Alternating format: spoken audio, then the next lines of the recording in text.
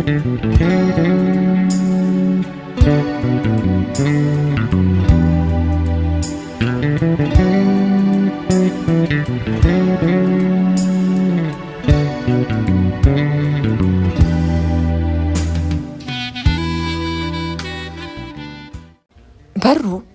በኃይለኛው ተንኳኳ። መጣው እትዬ ነሽ ነበረች። ከበረንዳው ላይ የምትሰራውን ምግብ ላፍታ ቆም አድርጋ በሩን ለመክፈት ሮጥ ያለች። አቤት! ከበሩ ላይ ያሉትን ፖሊሶች ስትመለከት ደንገጥ ብላ አፈራርቃ እየተመለከተች ጠየቀቻቸው። የአቶ መሸሻ ቤት ነው አደለ? ከፊት ያለው ፖሊስ ፈርጠምና ኮስተር ብሎ ጠየቃቸው። አዎ፣ ምንድን ነው ስትል ከላይ ያደረገችውን ጥቁር ሻል ጣል እንደማድረግ እያለች ደንገጥ ብላ ጠየቀቻቸው። ባለቤቱ አቶ መሸሻ ውስጥ ይኖራሉ? በድጋሚ ኮስተር እንዳለ ፊቱን ኮሶ አስመስሎ ጠየቀ። አዎን አለ። ምንድን የኔ ጌታ፣ ምንድን ነው? ችግር አለ? ትህትና በሞላ ሁኔታ በሚስረከረቅ ቅላጼውና ጠየቀች። ለጥየቃ ስለሚፈለግ ወደ ጣቢያ አብረውን መምጣት አለባቸው። የእናትነት ድንጋጤዋን እንኳን ከቁብ ሳይቆጥር ፈርጠም ብሎ ከእግር እስከ ራሷ እየተመለከተ ጠየቃት። ኧረ እንደው የወላድ መካን ነኝ። ምንድን ነው የእኔ ልጅ? ምንድን ነው? እስቲ ነገሩን ንገረኝ። እኛ በግዳችን እንድንገባ ባይገፋፉን እባክዎ አለ በድጋሚ ቆጣ ብሎ። መርማሪ ከኋላ አንዳች ድምፅ ተሰማ። እትዬ የኔ ነሽ ይህንን መልክ ታውቀው ነበር? መርማሪ ያስቻለው ነበር። በኃይል የሚሆን ነገር የለም። ይቺ እናት ነገሩ ምን እንደሆነ ብቻ ነው እየጠየቅናችሁ ያለችው። ስለዚህ ምንድን ነው አለ። እንዴት ምንድን ነው? በስራችን ጣልቃ እየገቡ ነው። መርማሪ ያስቻለው ሊያስጨርሰው ትዕግስት አልነበረውም ነበር። እሺ መጀመሪያ አሰራር ስርዓት ተከተል። ካለ ፍርድ ቤት ማዝዣ ነው እዚህ የመጣ ነው። የማሰርም ሆነ ወደ ውስጥ ገብተን ሁከት የመፍጠር አንዳቸው የሌለንም። ፖሊሶቹ እርስ በርሱ እየተከራከሩ ነው። መርማሪ ያስቻለው እንባዋ ቅርብ የሆነው እትዬ የኔ ነሽ እንባዋ ድቅን እያለ ተመለከታቸው። እንዴት ነሽ ወይዘሮ የኔ ነሽ? ቀደም ብሎ የነበረው ቁጣውን ተግ አድርጎ ለዘብ ብሎ ተመለከታቸው። ደህና ነኝ የኔ ልጅ፣ ደህና ነኝ። ትንሽ ስንፋሿን ሰብሰብ እንደማድረግ ብላ በሻርፖ አፍንጫዋን ጠረግ እንደማድረግ አለች። ምን ልሎት መሸሻ አለ? ጥሩ ሶፋ ላይ ቀደም ብሎ ነው። ምንድን ነው ነገሩ? ችግር አለ? ስርክርክ በሚለው ድምጿ ጠየቀች። ተረጋጊ ጋሽ መሸሻ ለጥያቄ ፈልገናቸው ነው፣ ሌላ ምን ነገር አይደለም። አብረን ወደ ጣቢያ እንዲመጡ ነው ቃላቸውን ሰጥተው ይመለሳሉ አለ ነገሩን ቀለል እንደማድረግ እያለ። ከማሬ ጋር የተያዘ ጉዳይ ነው? አይኗን ሰበር እንደማድረግ ብላ ጠየቀች። ጉዳዩን ጣቢያ ስትደርሱ እናብራራላችሁ ይሆናል። አሁን ላስቸግርሽ እትዬ ጋሽ መሸሻን ወደዚህ እንዲመጡ ታደርጊልናለሽ? በድጋሚ በትህትና ወደ ውስጥ አጮልቆ እንደመመልከት እያለ ጠየቃት። እሺ እርጅናውም ተጫጭኖታል መሰል። ሶፋ ላይ ቁጭ ባለበት ነው እንቅልፍ የሚወስደው። መጣ ውስጥ ሊቀስቅሰው አለች የኔ ነሽ እንደ ነገሩ የግዷን ፈገግ እንደማለት እያለች አቶ መሸሻን ለመቀስቀስ ወደ ውስጥ ዘለቀች። አለቃ፣ ይሄ ምርመራ እኮ ከበድ ያለ የግድያ ወንጀል ነው። የግድ እንዲህ ማባበሉ ተገቢ ነው?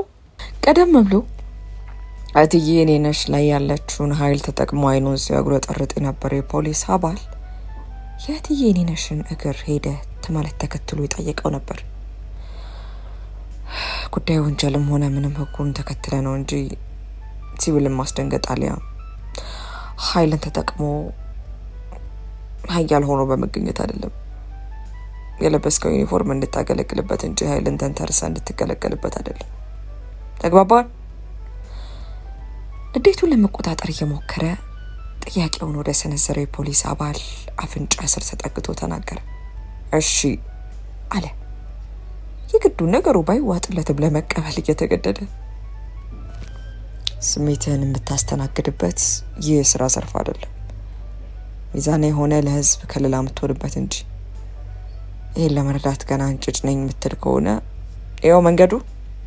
እጁን ከፊት ወደ ተንጣለለው ኮበልስቶን እያመላከተ መልካም ፈቃዱን ገለጸለት።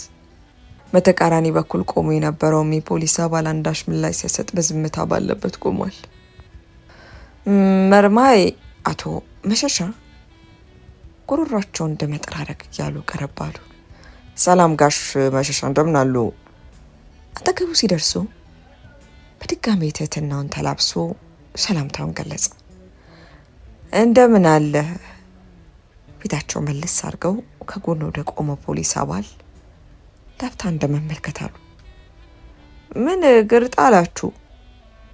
የኔ ነሽ ትፈልጋለህ እያለችኝ ትፈልጋለህ ስትለኝ እንደው ምንድነው ነገሩ ብዬ ከአንገታቸው ቀና እንደማለት ብለው ጠየቁ።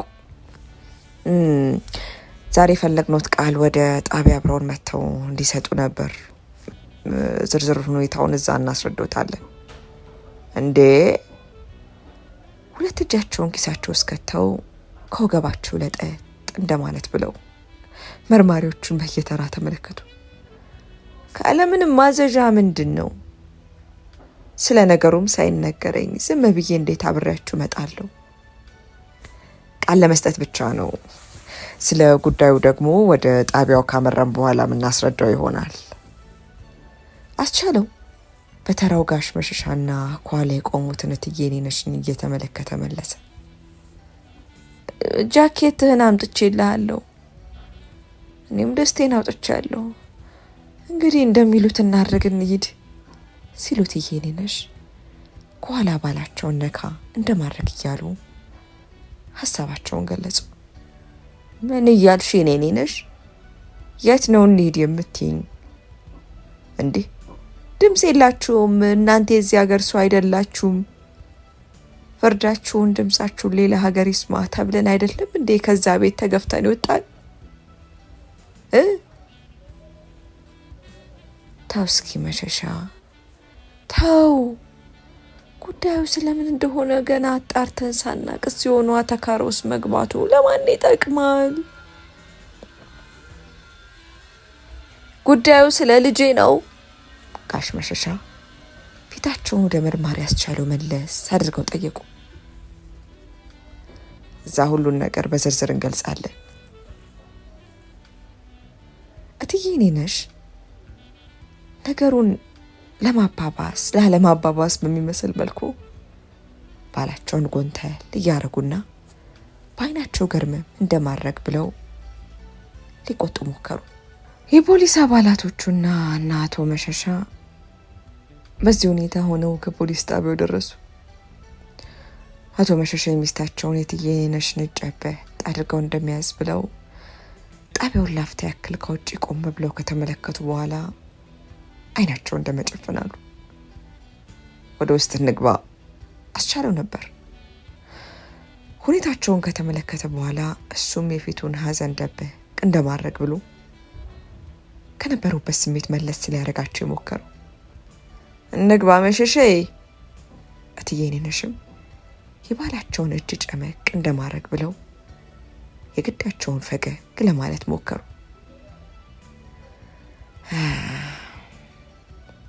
ወደዚህ ስመጣ የልጄን መቃብር በድጋሚ ረገጥኩ ይመስለኛል። ልጄን ያሳፈርኳት፣ አንገቷን ያስደፋኋት ይመስለኛል። ጋሽ መሸሻ ከእንባቸው ጋር መታገል ጀመሩ።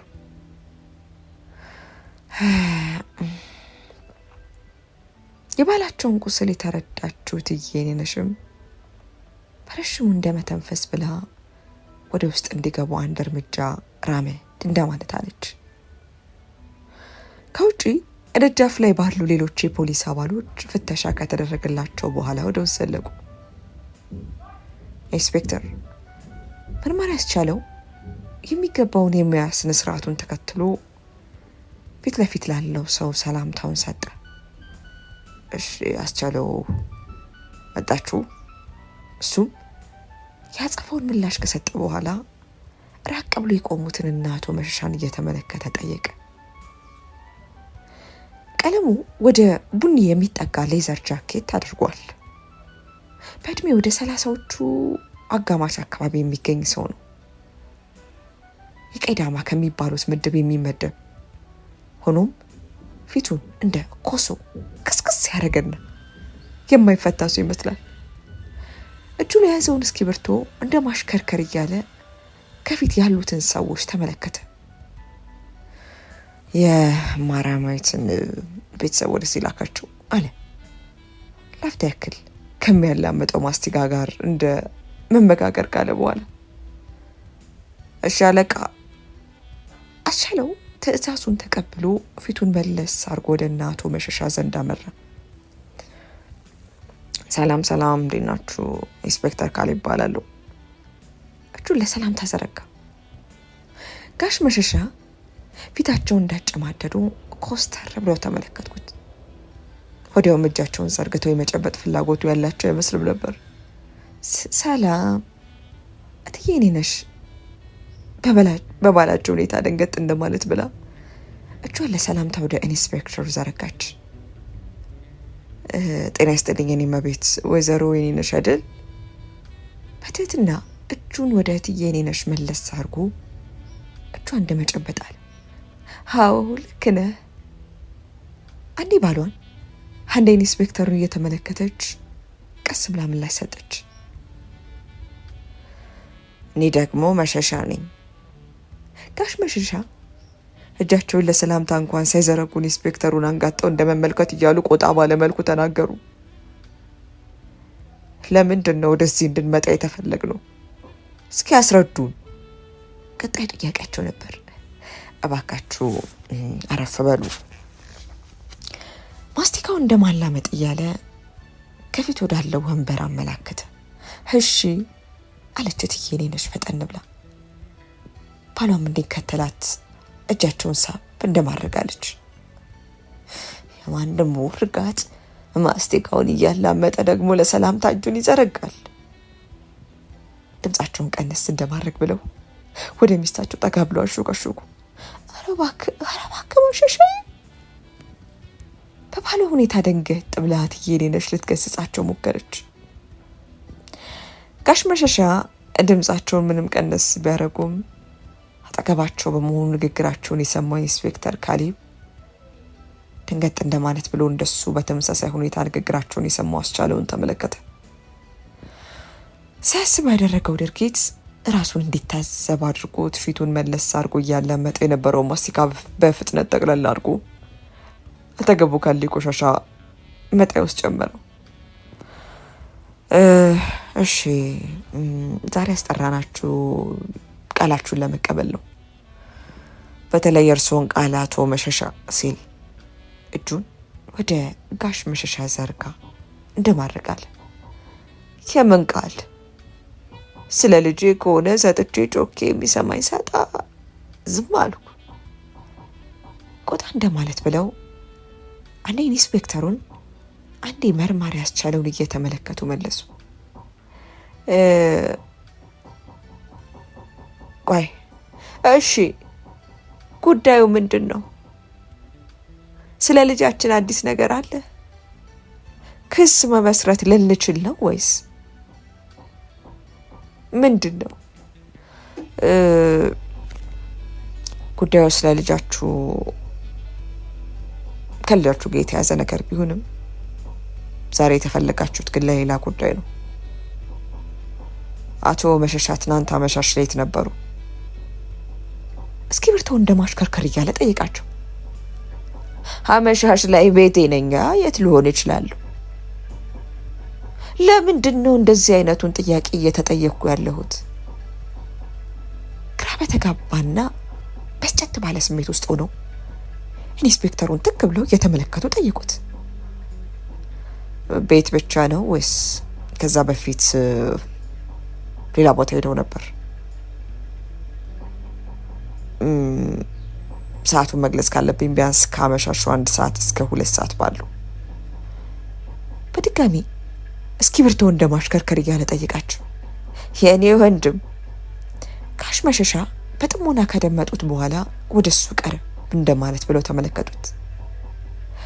የእኔን ማንነት ታውቀዋለህ ለመሆኑ? በድጋሚ ጠይቁት።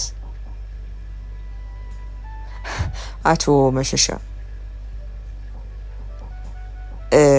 ቅድሙን በጥፍሮቹ ጫር ጫር እንደማድረግ እያለ ሊያብራራ ሲዘጋጅ በድጋሚ ንግግሩን ገቱት።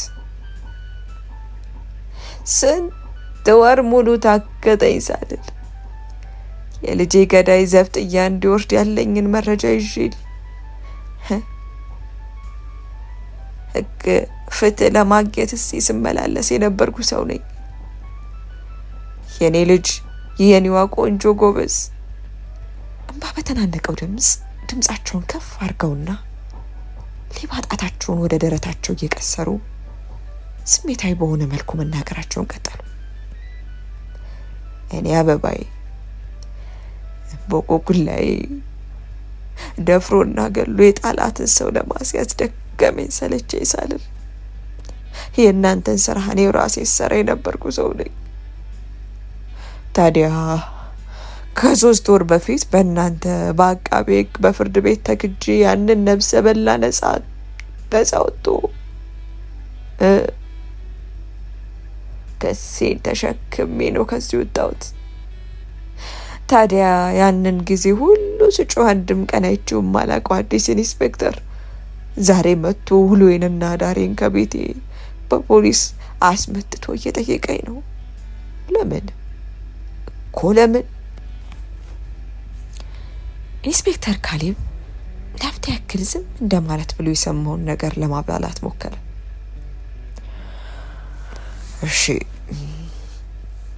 በመጀመሪያ በልጃችሁ ላይ በደረሰው አሳዛኝ አሟሟት ከልቤ ማዘኔን ላሳውቃችሁ ፈልጋለሁ። ሁለቱንም አፈራርቆ እየተመለከተ ሀዘኔታውን ሊያንጸባርቅ ሞከረ። የእናንተ ሀዘን ለምን በአፍንጫ አይወጣም? በንዴት እጃቸውን እንደማወናጨፍ እያሉ በጥያፍ መልክ ተናገሩት። ይህን ንግግር ይገባኛል፣ የልጃችሁ ጉዳይ እንዲሁ ተዳፍኖ መቅረቱ፣ ሆኖም እስከ ጥግ በሚገባው አካል ክትትል ማጣቱ የሚያሳዝንና ልብን የሚሰብር ነው። ሆኖም እኔ ወደዚህ ቦታ ተቀይሬ ስመጣ እንደ አጋጣሚ ሆኖ አዲስ የግድያ ወንጀል እንድከታተል ኃላፊነቱ ስለሰጠኝ ነው። ታዲያ ኃላፊነቴ ባዘዘኝ መሰረት ታሪኮችን ማገጣጠም ስላለብኝ ነው ወደ ማረሚያት ጉዳይ ልመጣ የተገደድኩት። አቶ መሸሻ የልጅቷ ፍርድ እንደተዛነፈ እንዲሁም ምላሽ እንዳላገኙ በመግለጽ በሰዓቱ ተከሳሽ ብሩክ ላይ አንዳንድ ዛቻዎችን መሰንዘሩትን አካባቢው ላይ ከነበሩ ሰዎች የምስክርነት ቃል ተሰጥቶን ነበር። ከዛም አኳያ ነው። ድምፁን ለሰብ አድርጎ ለማስረዳት ሞከረ። አዎ፣ ካለምንም ፍርሃት ጋሽ መሸሻ መለሱ። በሚገባ ብዙ ቃላቶችን ሰንዝር ያለው እናስ ቆፍጠን እንዳሉ ጠይቁት እንደሚሉት እንዲሁም ተበቅለው የልጆትን ደም እንደሚመልሱ በተደጋጋሚ በዛቻ መልክ መናገሩ ተገልጿል። ኢንስፔክተር ካሌብ እስሩ የተቀመጠውን ብዙ ወረቀቶች የያዘውን ፋይል እየተመለከተ ሀተታውን ቀጠለ። ኢንስፔክተር፣ ጉዳዩ ስለምን እንደሆነ ምንም ግልጽ ባይሆንልኝ እንኳን ባለቤት ያሊያ እኔ የወለድኳት እናቷ ቀርቶ ስለ ማርዬ የሰማው ሰው ሁሉ ነው በሞተ ምን ነው በተገደለ ሲል ሀዘኑና ብስጭቱን ያንጸባረቀ። እኛ ደግሞ ፍርድ የተጓደለብን ልጃችን በግፍ ያጣን ምስኪን ቤተሰቦች ነንና ያንን ቃል ስናወጣ በእንባ ብቻ የልጃችን አስክሬን ብንሸኝም እንደው ሰውስ ነን። ታዲያ ሁሉ ቁጣ ቃል ዛሬ በወረቀት ሰፍሮ ከዚህ ስፍራ እንድንገኝ ያደረገን ምክንያቱ ምንድን ነው? ሰዎች አይደለም ምን? እንባን እያፈሰሰች እትዬ የኔነሽ ጠየቀች።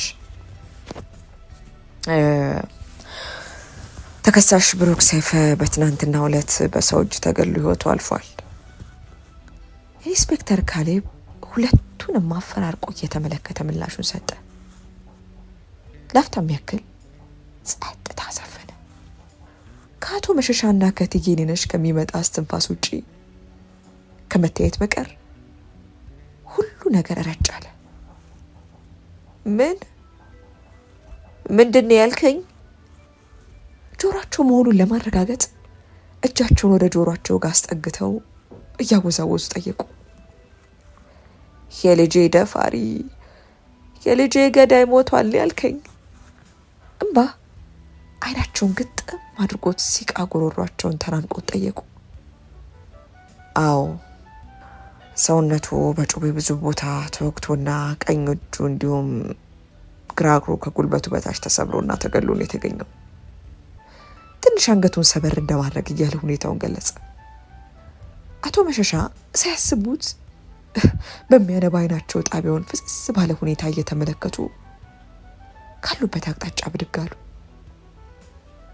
በእንባና በተዘበራረቀ ስሜት ውስጥ ያለችው እትዬ የኔነሽም ባሏን ባለችበት ቀና ብላ ትመለከት ጀመር። ጋሽ መሸሻ ባኮትን ይረጋጉ። ሁኔታቸው አስፈርቶት ከተቀመጠበት ብድግ ብሎ መርማሪ ያስቻለው ሊደግፋቸው ሞከረ። በእንባና ቁርጥ ቁርጥ በሚል ትንፋሽ የግዳቸውን ቆመው ከነበሩት ከአቶ መሸሻ ያልጠበቀ አስደንጋጭ ድምፅ ወጣ።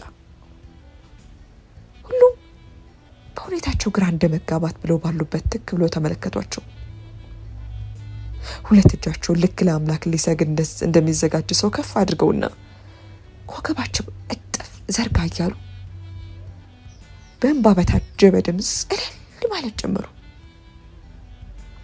ጣቢያ ውስጥ የነበረ ሰው ሁኔታቸው ግራ አጋብቷቸው በድንጋጤ መመልከታቸው እንደቀጠለ ነበር። የባሏን ሁኔታ ማረም ያልፈለገችው እትዬ የኔነሽም ባለችበት ሆና እሷም ድምጿን ከፍ አድርጋ መጮህ ጀመረች። ማዘን፣ ደስታ። ጋሽ መሸሻ ባኮትን ይሄ ፖሊስ ጣቢያ ነው፣ እንደዚህ አይነት ተግባር ማሳየት የለቦትም አለ መርማሪ ያስቻለው። ማድረግ የነበረበት ነገር መላቅጦ ጠፍቶበት ሊያስቆማቸው አንዴ እጃቸውን፣ አንዴ ወገባቸውን፣ አንዴ ልብሳቸውን ለመያዝ እየሞከረ ሁኔታቸውን በአክብሮት እየተመለከተ የነበረውን ኢንስፔክተር ካሌብም አስቻለው እንዲቷቸው በእጁ ምልክት ሰጠው። እሰይ እሰይ ልጄ ዜናሽን ስሚ፣ አንቺን ድፍት አድርጎ ያስቀረች ሰውን ገደሉት አሉ። እሰይ ድምፅ ያልሆንኩሽ ልጄ እንኳን ደስ አለሽ። ቀጣዩ ፍርድ እሱ ይስጥ። የሰማዩ የመሬቱ አምላክ እሱ ደግሞ ይፍረድ። እትዬ የኔነሽ ላፍታ ያክል እንደማልቀስ ካለች በኋላ እንባዋ እንደ መጠራረግ ብላ የባሏን እጅ አፈፍ አድርጋ ልታስቆማቸው ሞከረች። መሸሼ በቃ እሰይ ናስቲ አረፍ በል ተው። አይ ተቃጥዬ ነበር እኮ እያወቅሽ። በተዘጋ ድምጻቸው ከትንፋሻቸውና ለቅሷቸው ጋር እንደመታገል እያሉ ተናገሩ። ይህኔም ጉልበታቸውን በእጃቸው መታ መታ እያደረጉ ራሳቸውን ሊያረጋጉ ሞከሩ። እንዴ ደስ አይልም?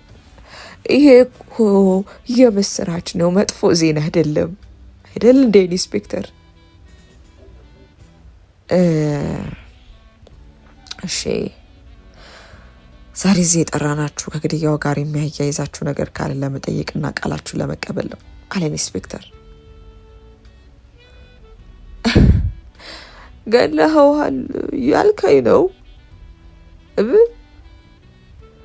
ቀደም ብለው ባነሱት አሁንም በድጋሚ ራስዎት ባሰፈሩት ምላሽ በገለጿቸው ዛቻዎች አማካኝነት ከተጠርጣሪዎች መካከል ቃሎትን መቀበል ስላለብን ነው ሲል ኢንስፔክተሩ ረጋ ብሎ ለመተንተን ሞከረ።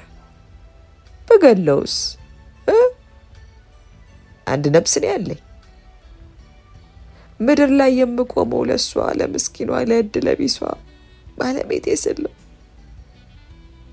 ላፍታ ያክል አይናቸውን ወደምታለቅሰዋ ሚስታቸው ላካረኩ እንጂ አዎ ገድዬዋለሁ ብዬ ያላደረግኩትን ወንጀል አምኜ እጄን ብሰጥም ለእኔ ክብሬ ነው። ሁለት እጃቸውን ለእስር እንደሚዘጋጅ ሰው አጠጋግተው ኢንስፔክተሩ ፊት ጠጋ ያደረጉለት።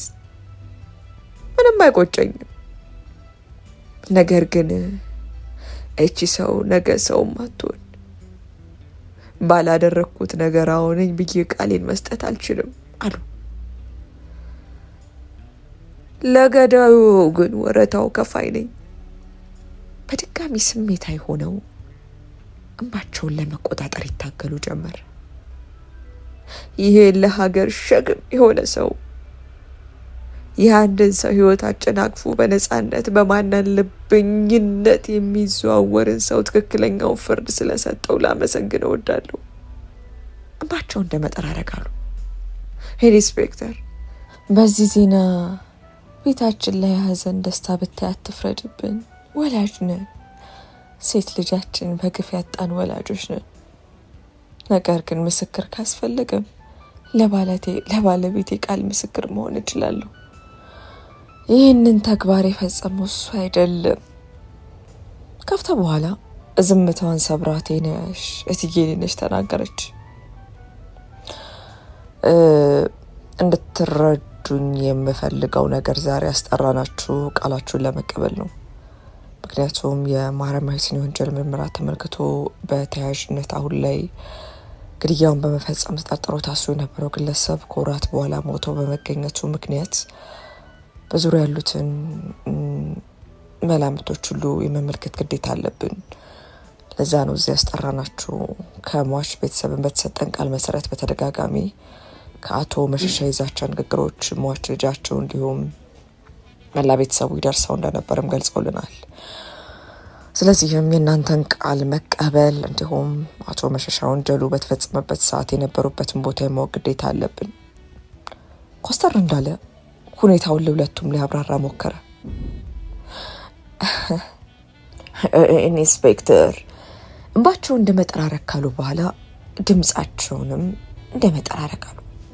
አንድ ማሏሽ ነገር እንደው አሁን በሰማው ዜና እጅጉን ደስተኛ ነኝ። በህይወት ዘመኔ በሰው ልጅ አሰቃቂ ሞት ይሰማኛል ብዬ የማላስበው ደስታ። እጃቸውን ወዲያው ወደ ፊቱ ዘርጋ አደረጉለት። በመላው አካላቴ ደም ስሬ ሲዘዋወር ነው ደስታ የተሰማኝ። ሰው መሆኔን እስክረሳ ድረስ ነው በሰው ሞት የደስታን ስሜት ያስተናገድኩት። የፍርድ መዛነፍ፣ የአመራር ጉለት፣ ሁሌም የሀብታም እምቢባይነትና አሸናፊነት እንዲህ አይነቱ ጊዜ ላይ እንደጣለን ያስተዋልኩት። ደግሞ በደም የሚተካበት ጊዜ ላይ መድረሳችን የተረዳሁት። ስለዚህ የዘረጉትን እጃቸውን መለስ አድርገው ልክ ለውትድርና ለመሄድ እንደተዘጋጀ ሰው ደረታቸውን ነፍተውና አቋማቸውን ቀጥ አድርገው በመሞቱ እጅጉን ደስተኛ መሆኔን እገልጻለሁ። ነገር ግን በገፍ ለተገደለችው ለልጄ ለማረማዊትና ለባለቤቴ ስል ባልሰራው ስራና ወንጀል ዘብጥ እያለ ወርደ ግን አልፈልግም። ስለዚህ ስራችሁን ስሩ። እኔን ደረቴን ነፍቼ መናገር የምችለው ነገር ነፃ ሰው ነኝ። ጠበቃ ማቆም ካለብኝ አቆማለሁ። ከዛ ውጭ ትናንት 12 ሰዓት ገደማ ከቢሮ ወጥቼ ቀጥታ ቤት ነው የገባሁት። አቋማቸውን ሳይለቁ ማብራሪያቸውን ሰጡ። ኢንስፔክተር ካሌብ ላፍታ ያክል በዝምታ ሁለቱንም ተመለከታቸው። እሺ አቶ መሸሻ፣ የያዘውን እስክሪብቶ ወረቀቱ ላይ ጣል እንደማድረግ አለ። ከባለቤት ውጭ ቃሎትን ሊያረጋግጥልን የሚችል ሌላ የዓይን እማኝ ወይም ምስክር የሚመስል ይኖራል አሉ። ቀደም ሲል ከነበሩበት ሁኔታ መለስ እንደማለት ብለው ከቢሮ የወጣሁበት ሰዓት እዛው አብረውኝ የነበሩ የስራ ባልደረቦቼም ምስክር ሊሆኑ ይችላሉ። እንዲሁም ትዝ ሲላቸው አውራ ጣታቸው ከመሀል ጣታቸው ጋር እንደ ማጋጨት አሉና የእኔ ነሽ ሙዝ አምሯት ለሷ ለመግዛት አትክልት ቤቱ ጎራ ብዬ ነበር። ደንበኛ ስለሆንን ያውቁኛል፣ እሱንም መጠየቅ ትችላላችሁ አሉ በሙሉ ልብነት። እሺ ምርመራ ያስቻለው እንዲሁም እናቶ መሸሻን አፈራርቆ እንደመመልከት አለ። በድጋሚ እስክሪብቶውን አፈፍ አድርጎ ለመጻፍ እንደመዘጋጀት አለ። ለየት ያለ መለያ ወይም የአትክልት ቤቱ ስም ሊገልጹልኝ ይችላሉ? አንገቱን ወረቀቱ ላይ እንዳቀረቀረ ነበር የጠየቀው። መሲ አትክልት ቤት ይባላል። እኛ ቤት ልትደርስ 1-2 እርምጃ ሲቀር መታጠፊያው ጋር ነው የሚገኙ። መስፍኔ የሚባል ቅጥረኛን ያስተናገደኝ፣ በስሙ አስጠርታችሁ ብትጠይቁ ይነግራችኋል። የቤቱ ባለቤትም በጊዜው ነበረች አሉ። ምርመራ ያስቻለውና ኢንስፔክተሩ በየፊናቸው ከአቶ መሸሻ የሚመጣውን ቃል ወረቀት ላይ ማስፈራቸውን ቀጥለዋል።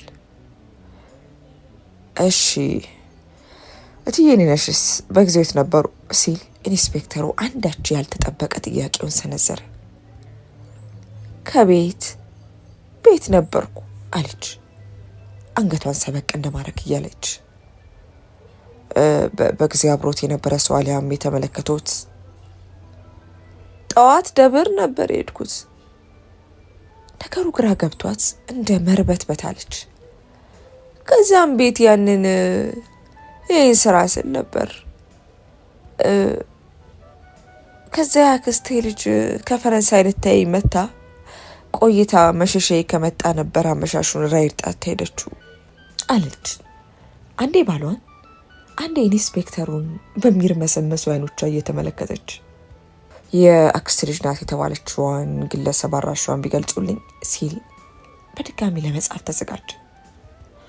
እሺ አንዴ ጠብቀኝ የኔ ልጅ እንቧን እንደማበስ ብላ እጇን ወደ ስልኳ ሰደደች። ይሄው ይሄ ነው ቁጥሯ። ስልኩን ለኢንስፔክተሩ እንደማቀበል አለች። ኢንስፔክተሩም በትህትና ከተቀበለ በኋላ ስልኩን ለማስፈር የመጀመሪያ ቁጥሮቹን በብሩ ጣል ማድረግ ጀመረ። ከዚያ ይህኔ ስልኩ ጨለም እንደማለት አለው። በጣቱ ታች ስክሪን የሆነውን ስልክ ነካ ሲያደርገው ስልኩ በራ አለ። ከላይ በሚያምር ፈገግታ የተሞላችዋ የማራማዊት ምስል ስልኩን ሞልቶታል። ሳያስበው ትክ ብሎ ተመለከታት። አንዳች ስሜት ሲሰማው ታወቀው። ድንገት እንደማለት ብሎ ከፊቱ ያሉትን ቤተሰቦቿን ተመለከታቸው። ሁኔታው መልሶ አስደንግጦት ጉሮሮ እንደ መጥራረግ አለ። ይቅርታ በድጋሚ ከፍቱልኛል ሲል ስልኩን ወደ እትዬ ነሽ መለስ እንደማድረግ አለ። እሺ አለች ፈጠን ብላ። ስልኩን መለስ ብላ ቀበል እንደማለት እያለች ይኸው አለች። የሚስጥር ቁጥሩን አስገብታ ወደ ውስጥ መስተላለፊያው እንዲገባ ካደረገች በኋላ ስልኩን ወደ ኢንስፔክተሩ መለስ እያደረገች ማህሌት ነው ስሟ? ቀና ብሎ ተመለከታት። አዎ ደውለህ ልታገኛት ትችላለህ። እትዬ ነሽ አይኗን ከርተት እያደረገች መለሰች። እሺ በጣም እናመሰግናለን። ለጊዜው ይህ ጉዳይ የግድያ ወንጀል ለመሆኑ መጠን ከከተማም ሆነ ወደ ገጠር ባትወጡ ይመረጣል። ምክንያቱም በድጋሚ መገናኘት ሊኖርብን ይችላል። ጊዜያችሁን ሰጥታችሁ ስለመጣችሁ በድጋሚ እናመሰግናለን። በትህትና ሁለቱንም አፈራርቆ እየተመለከተ ጎርነን ባለ ድምፁ ተናገረ። አቶ መሸሻ ትህትናውም ሆነ ንግግሩ ጠብ ያለላቸው እንዳልሆነ ከሁኔታቸው መግለጽ ይቻላል። ፊታቸውን አጎሰው እንደመለሱ ከተቀመጡበት በድግ አሉ። አቤት ምን ነው የዛኔ እንዲቀን ከሌት በጠራችሁ ኖሮ። መርማሪ ያስቻለውንና ኢንስፔክተር ካሌብን ባይናቸው ገርመም አድርገው ለመሄድ እንቅስቃሴያቸውን ጀመሩ። ቀደም ብሎ ከቤታቸው አንጠልጥሎ ለመውሰድ እየተፍነከነከ የመጣው እናትዬ የኔነሽን በቁጣ ዓይን ከፍ ዝቅ ሲያደርጋቸው የነበረው መርማሪም ባይኑ ገልመጥ እንደማረጋለ። ይህኔ ጋሽ መሸሻ ደረታቸውን በኩራት ነፍተው የሚስታቸውን እጅ ጠበቅ አድርገው ከክፍሉ ወጡ። መሸሻ ረጋ በል። የባሏ እጅ ላይ ያለችው የኔነሽ ልታረጋጋ ሞከረች ባለቤቷን። በዚህ ልደሰት ኖሯል የኔ። እኛ ፈራጅ አይደለንም፣ እንዲፈረድልን ብቻ ነበር የጠየቅነው የጮነው። ታዲያ ምላሹ ሌላ ሆነ። በልጅነቱ አፈር ውስጥ የገባቸው ምስኪኗን ልጄን ታስባት፣ ግን ምላሹ ከደስታዬ ባልተናነሰ ተመለከትኩት አለች እትዬ የኔነሽ። ውስጧ በነበረው የቁጭት ስሜት አማካኝነት የተፈጠረውን የእሰይታ ስሜት ያጣጣመች። ምንም አሉ ምን ለኔ ግን ይሄን ያደረገው ሰው ባለውለታዬ ነው። ጋሽ መሸሻ እንባቸውን ገታ እንደማድረግ ብለው መንገዳቸውን እንደቀጠሉ ጥርሳቸውን ነከስ አድርገው አይ መቼም የነገሮች መቀጣጠም ሆኖ አንዱ ቀማኛ ነው ገድሎት የሚሆነው እንጂ የምስኪኗ ልጃችንን ስማ እናስታውሶት በሷ ሊበቀል ይሆናል። ያው እንግዲህ ስትል ሲቀያሰውን ድምጿ እንደመተንፈስ ካለች በኋላ ይበልጥ በረዥሙ ተነፈሰች። ይሁን ብቻ እድሜ ስጠን፣ እኛ ቆመን ምንም ልጆቻችን አፈር ቢለብሱ እድሜ ሰጥቶን የዚህ መጨረሻ እናያለን። ጋሽ መሸሻ የባለቤታቸውን እጅ መታ መታ እንደማድረግ እያሉ ተስፋቸውን ለመግለጽ ሞከሩ። ኢንስፔክተር ካሌብ እና አቶ መሸሻ መሄዳቸውን ተከትሎ በተቀመጠበት ከአንድ ቦታ ላይ ፍስስ እንዳለ በእጁ ያለውን እስክሪብቶ እያሽከረከረ በሀሳብ ጭልጥ ብሏል። አለቃ መርማሪ ያስቻለው ወደ ኢንስፔክተሩ ካሌብ ቀረብ ብሎ ካለበት ሀሳብ መለስ ስላደረገው ሞከረ። ምን አልከኝ? ቀልቡ መለስ እንደማድረግ ብሎ ተመለከተው። ቀጣዩ ተግባራችን ምንድን ነው የሚሆነው? ባለበት ተሽከርካሪ ወንበር ላይ ወደ ኋላ ለጠጥ እንደማለት ብሎ ሽንጡን እንደማወዛወዛል። መጀመሪያ የቃልና የምስክር ለውጥ በጊዜ ሂደት እንዳይከሰት ወደ አትክልት ቤቱ አምርተን ቃል መቀበል ይኖርብናል። ስልኩን መደወል አለብን። በእጁ በያዘው እስክሪብቶ ደብተሩ መታ መታ እያደረገ ሀሳቡን አካፈለው። እሺ አለቃ ዝግጁ ነኝ። ፈጠን ብሎ ምላሽ ሰጠ። እንንቀሳቀስ። ደብተሩን አጠፍ ካደረገ በኋላ አፈፍ አድርጎ አንስቶ ከተቀመጠበት ብድግ አለ።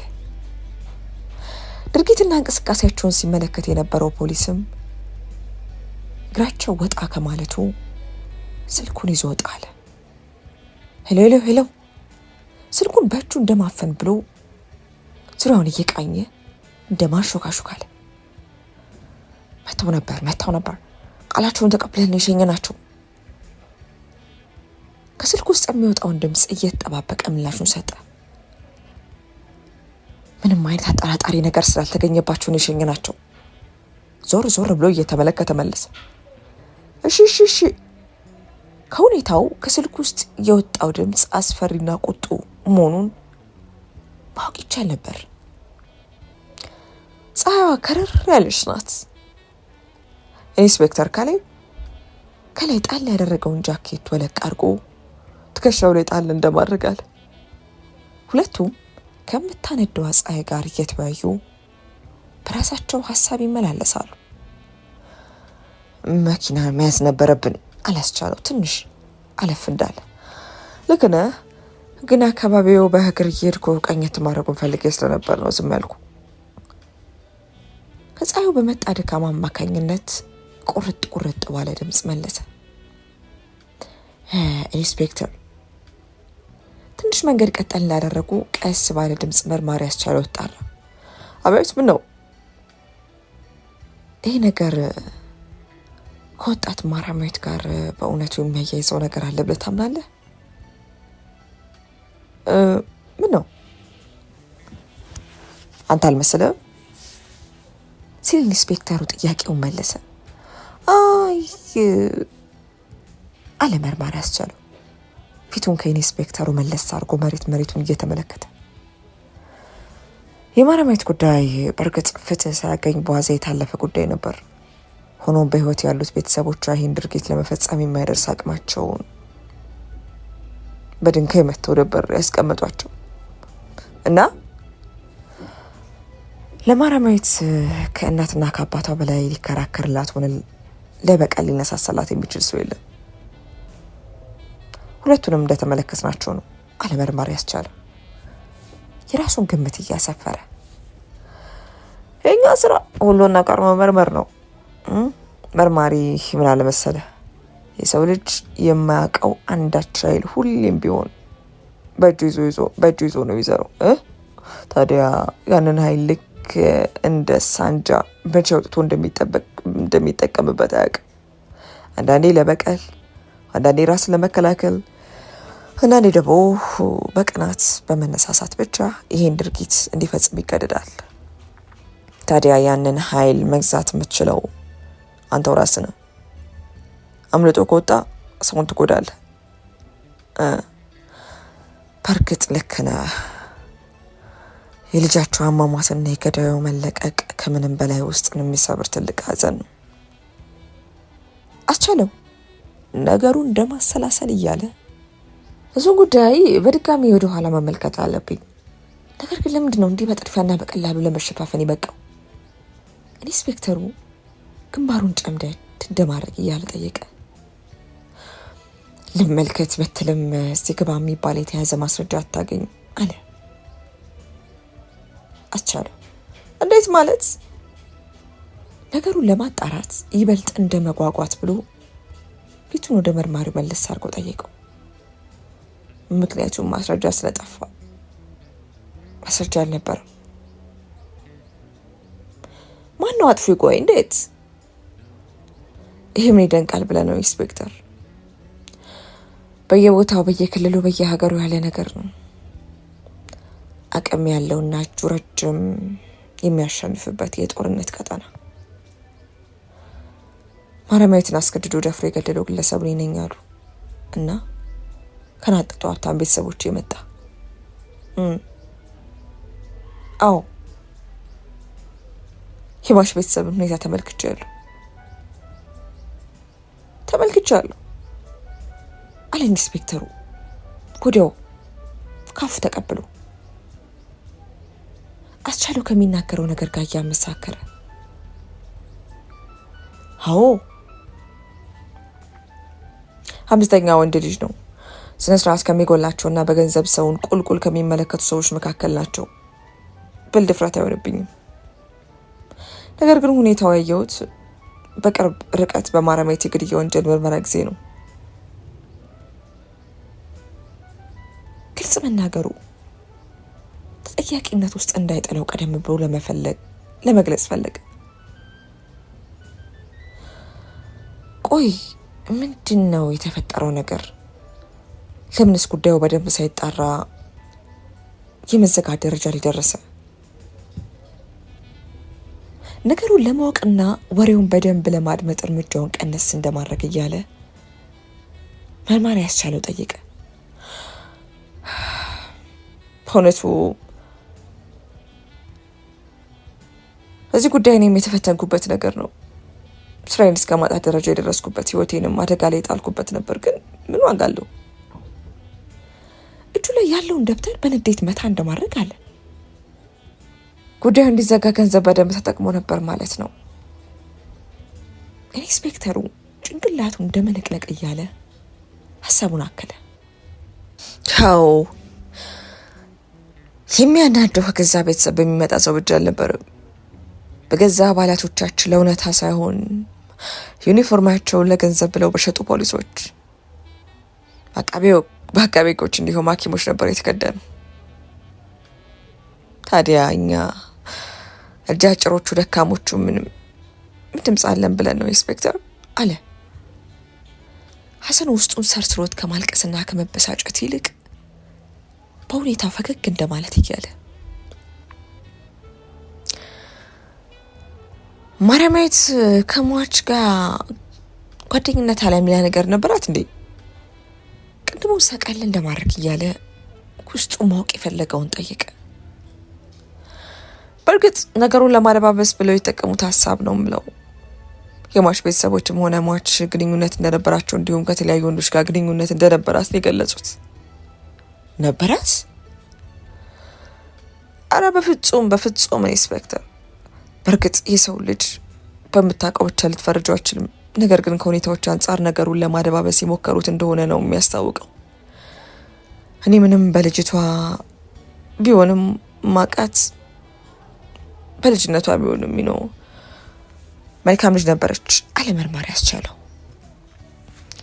ትውስታው ድቅን ሲልበት ጊዜ በሐዘኔታ አንገቱን ሰመር እንደማድረግ እያለ ማለት በቅርብ ታውቃታለህ አለ ኢንስፔክተሩ። በድጋሚ ሁሌ እንደሚያደርገው ሰው ሲያወራ በፍጥነት ካፉ ከተል አድርጎ ውስጡ ረፍት የሌለው ነገሮችን ለማወቅ የመጓጓዝ ስሜት እንደማየል ብሎ ጥያቄውን በፍጥነት እየሰነዘረ አሁን ኢንስፔክተር ይህን ሰፈር ከመልቀቄ በፊት ከነሱ ቤት ጎን ካለው ግቢ ተከራይቼ ይኖር ነበር። እኔ እስከማውቀው ቤተሰቡ ጨዋና ሰው አክባሪ ነበር። ምን ዋጋ አለው? እነዚህን የመሰለው የተከበሩ ሰዎች ከአንድም ሁለት ልጅ እንዳልነበራቸው ካለ ልጅ ጧሪ ቀባሪ አቶ መቅረታቸው ነው። በድጋሚ በቁጭት ከንፈሩን እየመጠጠ ተናገረ። ሌላ ልጅ ነበራቸው እንዴ? ቀደም ብሎ እየተቅለበለበ እንደ ትኩስ ወጥ ባናቱ ግንፍል እያለ የሚያነሳው ጥያቄ ራሱን ጸጸት ውስጥ ጨምሮ ሰከን ብሎ እንደመጠይቃል። አዎ የማርያማዊት ታላቅ ወንድም ግሩም የሚባል የመጀመሪያ ልጃቸው ነበር አለ መርማሪ አስቻለው ፊቱን መለስ እንደማድረግ እያለ። እሱም ከወንጀል ጋር በተያያዘ ጉዳይ ነው ህይወቱ ያለፈው ወይስ በተፈጥሯዊ ጉዳይ? አይ በወንጀልስ አልነበረም ዶክተር። ነበር ጎበዝና ሰቃይ ተማሪ ነበር። ውጭ ሀገር ነበር የሚኖረው። ታዲያ በካንሰር እንደሞተ የሰማሁት። እሱ በሞተ በሁለተኛ ዓመቱ ሴት ልጃቸውን አጡ። እሱ አስተማሪ ነበረች ወይስ? አይ ገና ከተመረቀች ዓመት ማይሞላትም ነበር። ስራ ግን ጀምራ ነበር። አየር መንገድ ነው የምትሰራው። ታዲያ ድርጊቱ የተፈጸመው ወደ ቤቷ ከመስሪያ ቤት ሰርቪስ ወርዳ ስትመጣ ነበር። አስገድዶ ከደፈራት በኋላ አሰቃቂ ድርጊት ፈጽሞባታል። አዎ በጩቤ ብዙ ቦታ ከወጋት በኋላ ጭንቅላቷን በድንጋይ መቶ ለ2 ቀን ኮማ ውስጥ እንድትገባ አድርጓታል አለ ኢንስፔክተር ከንግግር ላይ አፈፍ እንደማድረግ ብሎ። ስለዚህ ጉዳይ ሰምተ ነበር እንዲያለቃ? ተራኪ ሆኖ የነበረው መርማሪ አስቻለው ከመቅጽበት ምላሽ ከራሱ ከኢንስፔክተር ሲያገኝ ጊዜ ደንገጥ እንደማለት ብሎ እየተመለከተ ጠየቀው። አዎ በትንሹ ፈገግ እንደማለት ብሎ ተመለከተው። ስራ አይደል ወደ ሲዘዋወር ማወቅ ያለብኝን ጉዳዮች እየተመለከትኩ ነው የመጣሁት።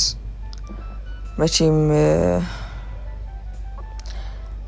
ያስኩት የግድያ ወንጀል የሚያጠነጥንባቸው ነገሮች ሁሉ የመመልከት ግዴታ አለብኝ ሲል ስራውን ፈገግ እያለ ሊተነትን ሞከረ። መርማሪ አስቻለው አጠያየቁ አለቃው ላይ ያመጣው ቅሬታ እንዳይኖር ሰጋ እንደማለት ብሎ ኧረ ተገቢ ነው አለቃ፣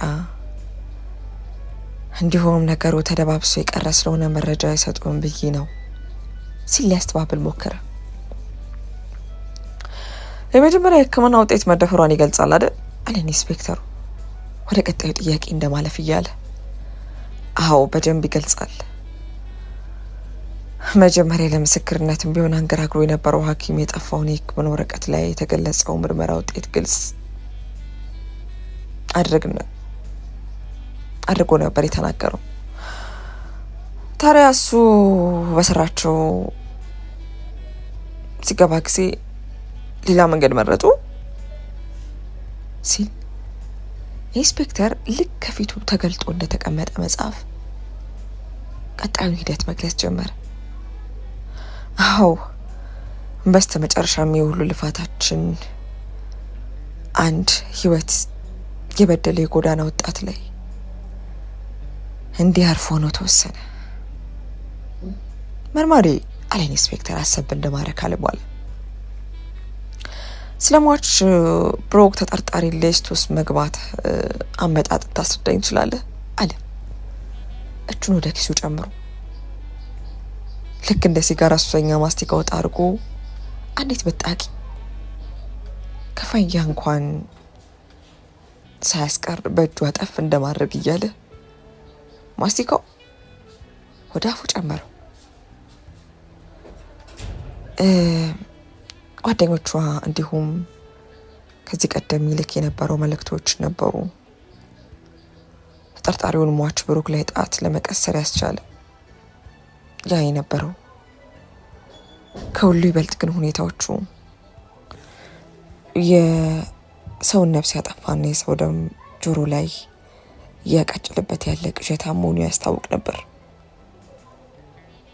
ቆይ ጓደኞቿ የት ናቸው አለ ኢንስፔክተር አፍ ውስጥ ያለውን ማስቲካ ከግራ ወደ ቀኝ እንደማላመጥ እያለ።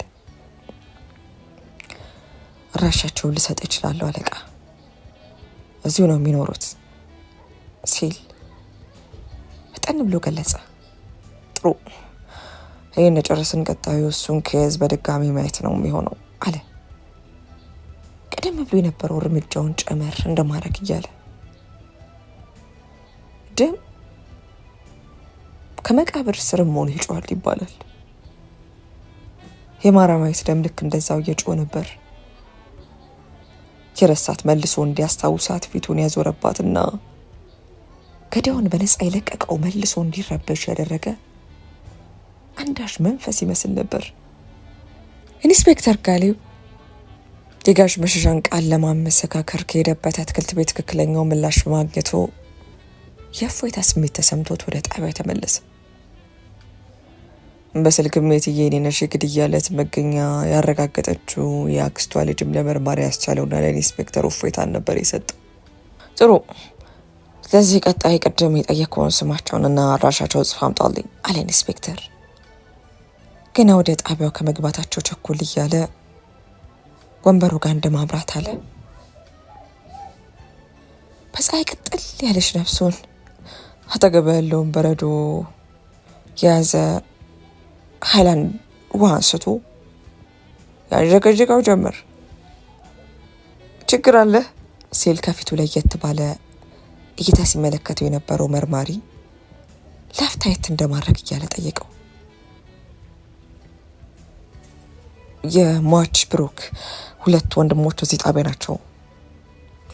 ትንሽ እንደመረበሽ ሲሉ መርማሪ ክንፈ ቢሮ እንዲገቡ አደረግናቸው። አዎ ሲል እነሱ ባልነበሩበት ሰዓት የተከሰተውን ነገር የፖሊስ መኮንኑ ሊያብራራለት ሞከረ። እሺ አምጣቸው ወደዚህ አለ ኢንስፔክተር ካሌብ ፈጠን ብሎ መልሱን ከሰጠ በኋላ ወንበሩ ላይ ዘፍ ብሎ እንደመቀመጥ እያለ። ኢንስፔክተር ካሌብ ካለበት ቦታ ሆኖ ከፊት ሰበር ሰካ እያሉ የሚመጡ ሁለት ሰዎችን ተመለከተ። ሁለቱም እሳት ለብሰውና እሳት ጎርሰው ወደ እሱ ጋር ሲያቀኑ ተመለከታቸው። ዘርጠጥ ብሎ የተቀመጠ ሰውነቱን ሰብሰብ እንደማድረግ ብሎ ራሱ እንደማዘጋጀት አለ። ኢንስፔክተር ካሌብ አንተ ነህ? በእድሜ ወደ 40ዎቹ መጨረሻ የሚገኝና የሰማይ ስባሪ የሚያክል የወንድምነት መጠሪያን የያዘው ግለሰብ ኢንስፔክተሩን ከታች እስከ ላይ ከፍ ዝቅ አድርጎ በንቀት አይን እየተመለከተው ነበር የጠየቀው። አሁን ምን ልርዳችሁ አለ ኢንስፔክተር አይኑን ቅጭም እንኳን ሳያደርግ እየተመለከታቸው። አለቆችና የበላይ አካላቶች ገዳዩን በነፃ እንደምትለቁ ያውቃሉ ለመሆኑ አለ ቀደም ብሎ ጥያቄ የሰነዘረለት የብሩክ ታላቅ ወንድም። ኢንስፔክተር ምላሽ ሳይሰጥ ባለበት ሆኖ ተመለከታቸው። መልስለት እንጂ የጠየቀ እኮ ነው። አጠገቡ የቆመው የሟች ሌላኛው ወንድም ነበር የተናገረው። ኢንስፔክተር ካሌብ ምራቁ እንደመዋጥ ብሎ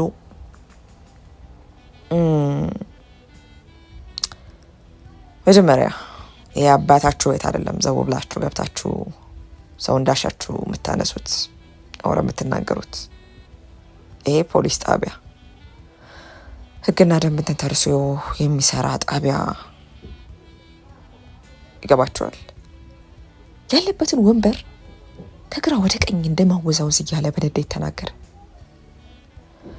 ይሄ አንድ የምትመሩት የግል ኩባንያችሁ አይደለም። ሲቀጥል ስለሚመለከታችሁ ከግድያ ወንጀል ጋር ተያያዥ ምርመራም ሆነ ሂደት የማሳወቅ ግዴታ የለብንም። ይሄ ምርመራ እስከሆነ ድረስ ነገር ግን ማሳወቅ ባለብን ሰዓት እናሳውቃችኋለን አለ።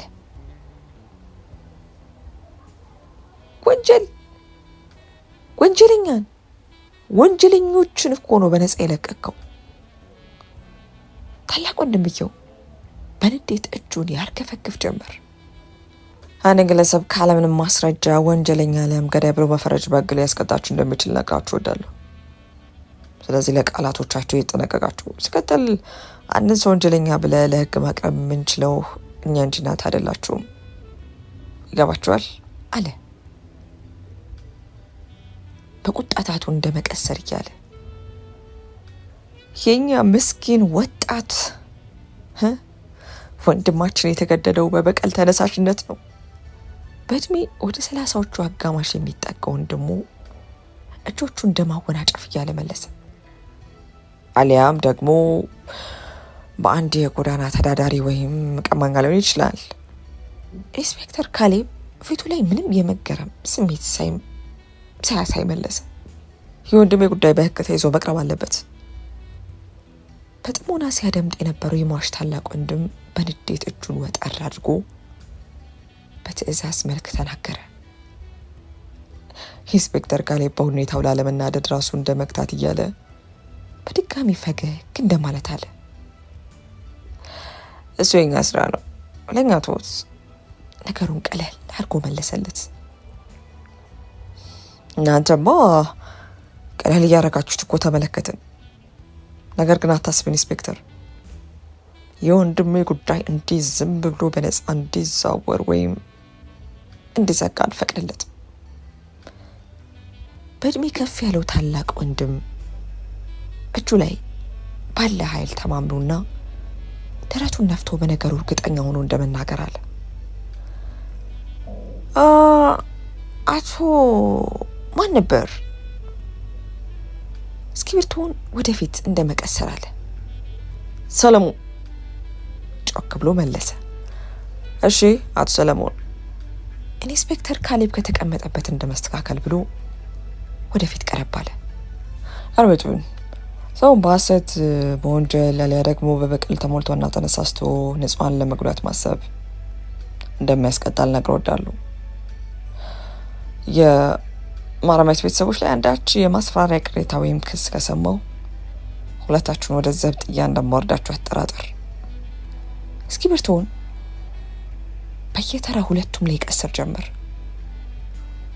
ወንድም ጋሽና እንውጣ፣ እዚህ ጊዜያችን ነው፣ ያቃጣል ያለ ነው። ትንሽ ወንድምየው እይታውን ከኢንስፔክተሩ ላይ ረገብ እንኳን ሳያረግ ወንድሙን እየጎተተ ይዞ ሊወጣ ሞከረ። አዲስ ነገር ካለ ወይም ማወቅ ያለባችሁ ነገር ካለን በአካል ሆነ በስልክ እኛው ራሳችን የምናሳውቃችሁናል።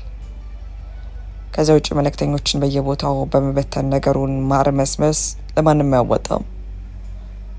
ኮስተር ብሎ ከመሄዳቸው በፊት መሸኛ የመሰለ ትዕዛዝ መሰል መልእክቱን አስተላለፈ። ደንፎ እንደያዘው ሰው እያጉረመረሙና አይናቸውን እያጉረጠረጡ ሁለቱም ከፖሊስ ጣቢያ ወጡ። የእነሱን መውጣት ተከትሎ ኢንስፔክተር ካሌብ አሰብ እንደማድረግ አለ። መርማሪ እይታውን ቀስ እያለ ደብዛቸው ከጠፋው ከነ ሰለሞን ላይ ሳያነሳ ድምፁን ቀነስ አድርጎ ማውራት ጀመረ። አቤት አለቃ ሲል ፈጠን ብሎ አስቻለው መለሰ። በአስቸኳይ አቶ መሸሻ ቤት እንድታቅናል ይፈልጋሉ።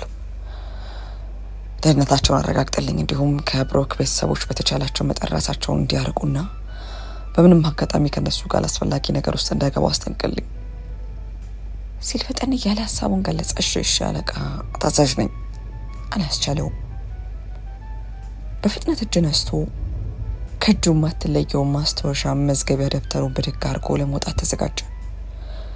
መርማሪ ይቅርታ እንዴና ለመውጣት ማኮብኮቡን ሲመለከት ደግሞ ተጣራ።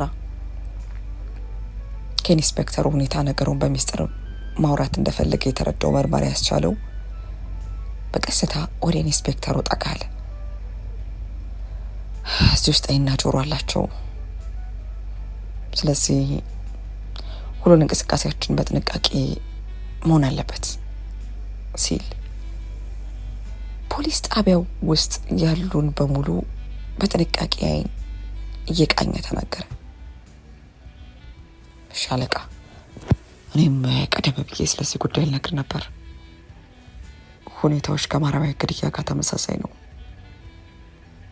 ሰዎቹ ቀድሞ ነው ሀሳብም ሆነ ኢንፎርሜሽን ቀደም ብሎ ጆሯቸው የሚገባው ሲል መርማሪ ያስቻለው ልክ እንደ ኢንስፔክተር ድምፁን ቀነስ አድርጎ ዙሪያውን በተጠንቀቅ እየተመለከተ ምላሽ ሰጠ። እዛም ጠነቀቀ የለኝ መርማሪ አለ ፕላስቲካውን እያላመጠ። እይታውን በየራሳቸው ስራ ላይ አተኩረው ከነበሩት ከተቀሩት የፖሊስ አባሎች ላይ እንዳደረገ እንዲሁም አለ ላፍታ ቀና ብሎ እየተመለከተ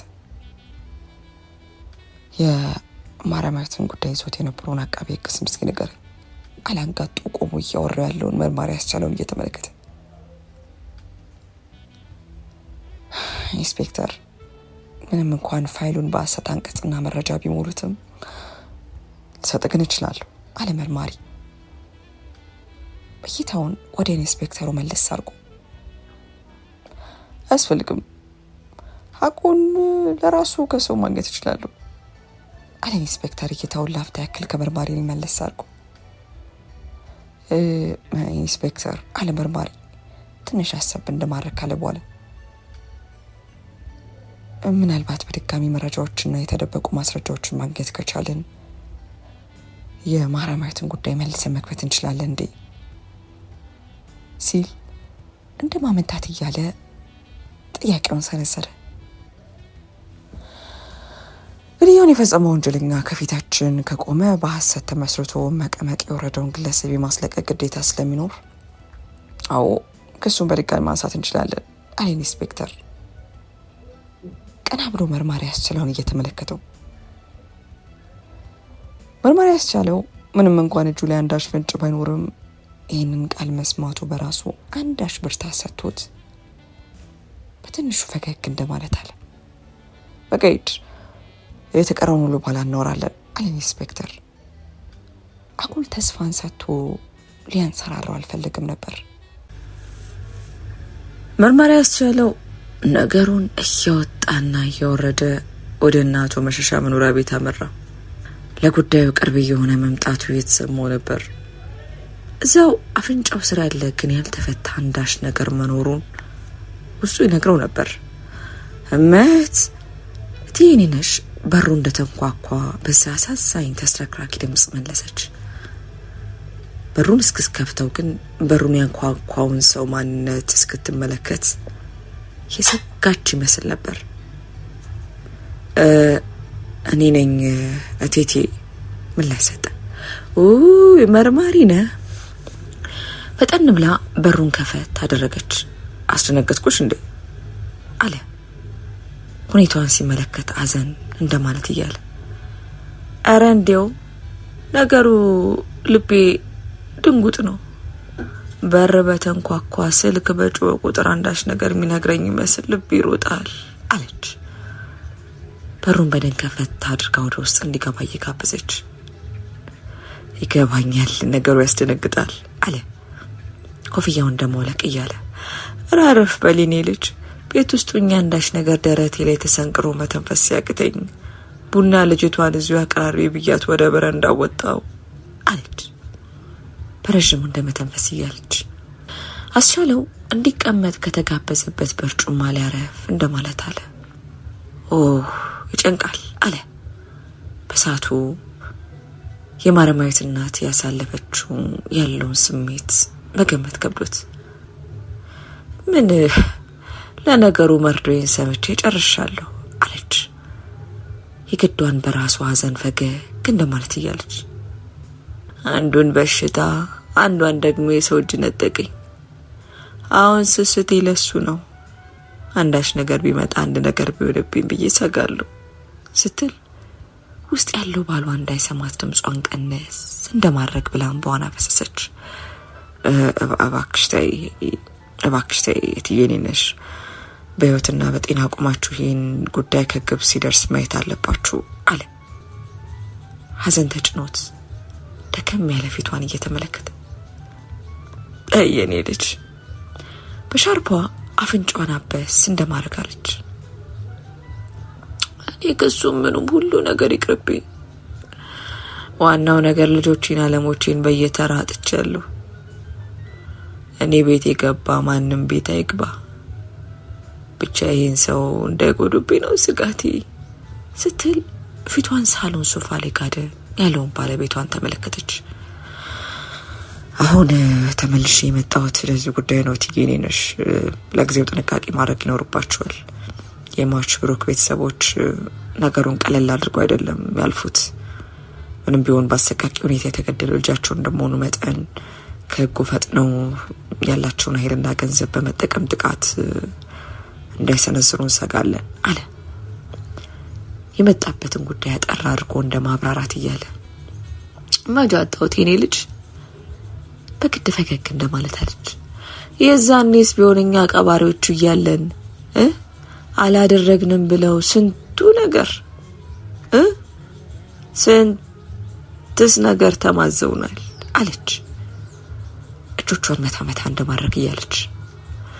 ዛሬም ወደ ቢሮ እንዳይሄድ ከልክዬ ያስቀረውት ለዛ ነው። ጡረታ ወጥቶ አርፎ የተቀመጡትን አባት የግል ስራ ጀምር፣ ቤት ስትቀመጥ ታረጅብናለህ ብላና ጎትጎታ ይህኛውን ስራ እንዲጀምር ያደረገችው ማሬ ነበረች። የተማረው ምሁር ህዝቡን አገልጋይ ባሌ አሁን ግን ቅስሙ ስብር ብሏል። ሶፋ ላይ በወንበር ላይ አረፍ ካለ እንቅልፍ ጭልጥ የዘላለም እንቅልፍ እንዳይወስድብኝ ታዲያ ሁሌ ይጨነቃለሁ አለች። ውስጣቸው ሌላ ህመም አለ እንዴ? ግፊትና ስኳር እንዳለ የዛኔ በምርመራ ወቅት የተረዳሁት ነገር ነበር።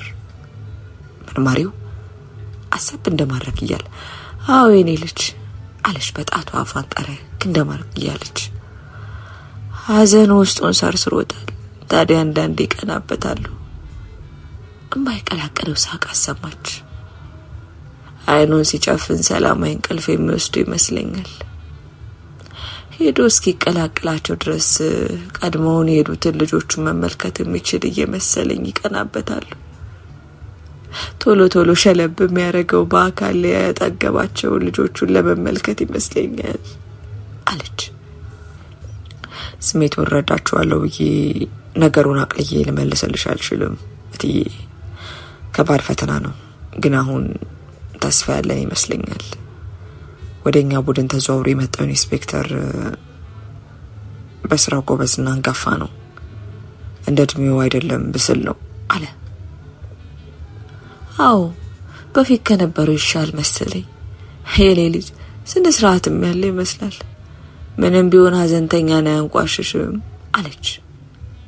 ቁስሏ ትዝ ብሏት እስን እንደማለት እያለች ምርመራ ያስቻለ ሁኔታዋን ላፍታ ትክ ብሎ ተመለከታትና ይቅርታ በጊዜው ከለላ ልሆናችሁ ባለመቻሌ ህጉን መተማመኔ ነበር ሲል አንገቱን ደፋ እንደማድረጋል። ኧረ አንተ ምን አለብህ መርማሪ፣ እንኳን እዚች ሀገር የትም ዓለም ሀብት ያለው ገንዘብ ያለው ጊዜ እስኪ ጥለው ድረስ ምንም ማድረግ እንደምችል መች ጠፋኝ ብለህ ነው። በጊዜው ግን ማርዬን በትንሽም ቢሆን ስለምታውቃት አብራ ሀዝነ ሀዘናችን ሀዝነ ሀዘንን ጨርስ ስትወጣ በቃ ስታረግ ለነበረው ነገር ፈጣሪ ብቻ ዋጋን ይክፈል አለች። ኧረ ምን አደረኩኝ? ግዴታዬ ነበር እኮ። ገና በር ያልጨረሰች ልጅ ክንፏን ሰብረውና ገለው ህልሟን አጨልመው የነበሩ ሰዎችን መታገል ሲኖርብኝ እኔም እጄ ተሰባብሮ ደከምኩ እንጂ አለ። እጁን በንዴትና በለው ጠርጥር እንደማድረግ እያለ ተው ልጄ ተው፣ ጊዜ ይፈርዳል፣ ለሁሉም ነገር ቀን አለው። እኔም ይህን ፍርድ አይኔ ሳይጠፋ ሳልሞት ቆሜ ብመለከት ደስ ይለኝ ነበር አለች። ህልሟን የግዷን ፈገግ ብላ ለመግለጽ እየሞከረች አቀርቅሮ ከነበረበት ቀና ብሎ በድጋሚ በሐዘኔታ ተመለከታት። ለምን እንደዚህ ታይኛለሽ እትዬ? እኔ ነሽ ጠንካራ ሆነሽ እኮ ባለቤትሽን ማበተሽ መቆየት ነው ያለብሽ። ለምን ታዝኛለሽ? ሲል አይኗን እየተመለከተ እንደ ተማጽኖ ተናገራት። አይ ተከስ እንደማለት ብላ ግቢዋን ከርተት በሚሉት አይኖቿ ተመለከተች። አይኔ ችግር እንዳለበት ካወቅኩ ቆይቷል። ታዲያ ልጆቼ ተከታትለው ሲመቱ ደግሞ ባሰበት። አዘኑ ስብር አረገኝ።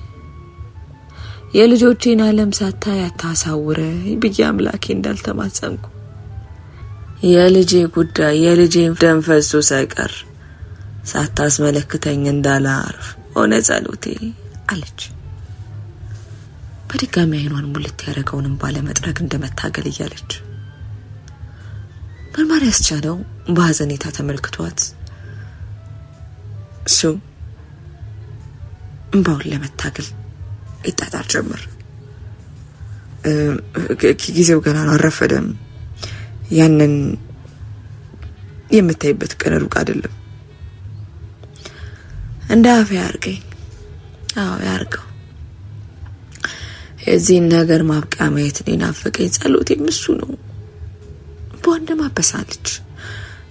በቃ ልሂድ፣ አደራ ራሳችሁን እየጠበቃችሁ፣ አስፈላጊም ከሆነ አንድ አባል ወደዚህ ልካለሁ አለ ከመቀመጫው ብድግ እንደማለት እያለ። አታስቢ የኔ ልጅ፣ እሱ ፈጣሪ ነው የኛ ከለላ። ካመጣው እንኳን እናንተ ማንም ማስቆም አይቻልም ብቻ አለች ቀረብ ብላችሁን ጨበጥ እንደማድረግ እያለች። እንደው የዚህ ነገር መጨረሻ በቁም ያሳየኝ ባክ የኔ ልጅ። እሺ ትዬ ሲል ምላሹን ሰጠ። ባይሆን ግን መርማሪ ከተል እንደማለት ብላ ዞር ብላ ላፍታ ተመለከተችው። ምን ነው ሌላ ችግር አለ ሲል ማሪ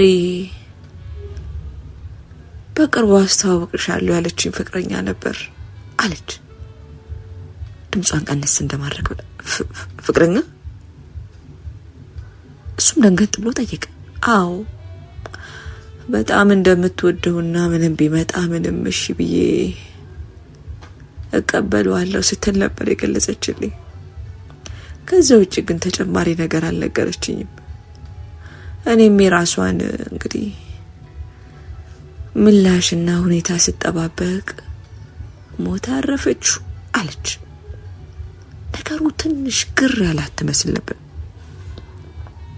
ልጁ ይታወቃል ማለት አብሯት የተማረ ነው ወይስ? አረ እኔ ምኑን አውቄ ብለ ነው። ትከሻዋን ሰበቅ እንደማረጋለች። ባይሆን አፍ ለአፍ ገጥመው የሚያወሩት ከጓደኞቿ ጋር ነበር። እንደው ለአንዳቸው አታካፍልም ብለ ነው አለች። መርማሪ እኔ ነገሩን ነው እንጂ እሱ ገሏታል እያልኩ አይደለም። ገዳዩ ማን እንደሆነ የታወቀ ነበር። ያስፈራራትና በግድ የፍቅር ጥያቄ መልሺ ማለቱን ከገዛ ጓደኞቿና ከጽሁፍ መልእክቶቹ መቼም ያያችሁት ነው። ባይሆንም ግን አለች መለስ አርጋ እጆቿን ሻርባ ውስጥ ወሸቅ አርጋ ነገሩን ካፋ ለማውጣት እንደማመንታታለች። ባይሆን ምን ትዬ የኔ ነሽ? እንደው መልኩም ስሙ ማን እንደሆነ ማናቅም የኔ ልጅ ማረማዊት ለፍቅር ሆነ ለጓደኛ የምትይዘውን ሰው ጠንቅቃ ምታቅናት። በቃ ታማኝ ሰው ነው ከጓሯ የምታውለው። ምናልባት ፍቅርና በቀል አይሉን አውርቶ እንግዲህ በሷ እድሜ ያለ ከሆነ ልጅነቱ ቀድሞት የሰው ነፍስ አጥፍቶ እንዳይሆን ነው ብቻ ስጋቴ አለች። ስለ ነገሩ ማንሳቷ መልሶ እንደመቆጨት በሚመስል መልኩ እየተመለከተችው ጠየቀች። እቴ ነሽ ግን ጓደኛ እንዳላት የዛኔ ለምን አልነገራችሁንም? እኔን በዛ ሰዓት መች ከራሴ ጋር ነበሩ? ሀዘን ብቻ ሀዘንተኛ ነኝ ፍቅረኛዋ ነኝ ቢለኝ ነገሩን ለማውራት እገደል ነበር። ታዲያ በሰዓቱ ወንጀሉን ጣት የሚቀስሩ እጆች በሙሉ ይሄ ልጅ ላይ ሆነው ሌላ ምን ብዬ ላስብ? እንደምታውቋይቻለሁ ብሎ የነበረውን ማኝም ነው ደብዞ የጠፋው። ታዲያ እንዴት ብዬ ይሄን ሰው ካምሮዬ ሁሉ አስገባዋለሁ ብለ ነው? ልክ ነሽ። በርግጥ ስለሱ ነበር ያለችሽ? እስኪ አንድ ቀን ነው በትውስታ ፈገግ እንደማለት አለች። ከዚህ ደጃፍ ላይ ቡና እየጠጣን ፈለግልቅ እያለች እኔን ማውቃት የጀመረች። ልደቷ ነበር። በቃ ደስ ብሏት እኔ በወንዱ ልጅ ሞት ምክንያት ሀዘን ተጫጭኖኝ ስለነበር የልጄን ልደት እንኳን በቅጡ አላስታወስኩትም። በቁጭት ፈገግ እንደማለት አለች። ታዲያ ዛኔ እንደዛ ደስተኛ ሆና ስመለከታት የእናቴ ሀዘን አታብዛ ካልሆነ ከቤት አይወጣ የምትለውን አባባሏ ትዝ ብሎኝ ራሴን ቆንጠጥ እንደማረግ ብዬ ልጄን እንደ ድሮዬ በፈገግታ ተመለከትኳት። ለካስ ልጅ አለኝ መጽናናት አለብኝ ስል ራሴ ተናገርኩ። የዛኔ ነበር እንደ ድሮዋ ልጄን ያወራኋት። ታዲያ አንድ ልቧን የሰረቀው መልካም ሰው እንዳለ ነገረችኝ። ልቤ ታዲያ ደስ አለው። ስለ ልጁ ስለ ማንነቱ ስጠይቃት ቆይ ጠብቂ እነግርሻለሁ፣ ታዲያ ስራው ኑሮ ሳትይሽ ብለሽ እኔ እንደተቀበልኩት ተቀበይ ብላ ጠይቀች። እኔም ምሽቴን ነበር ልጅ የገለጽኩላት።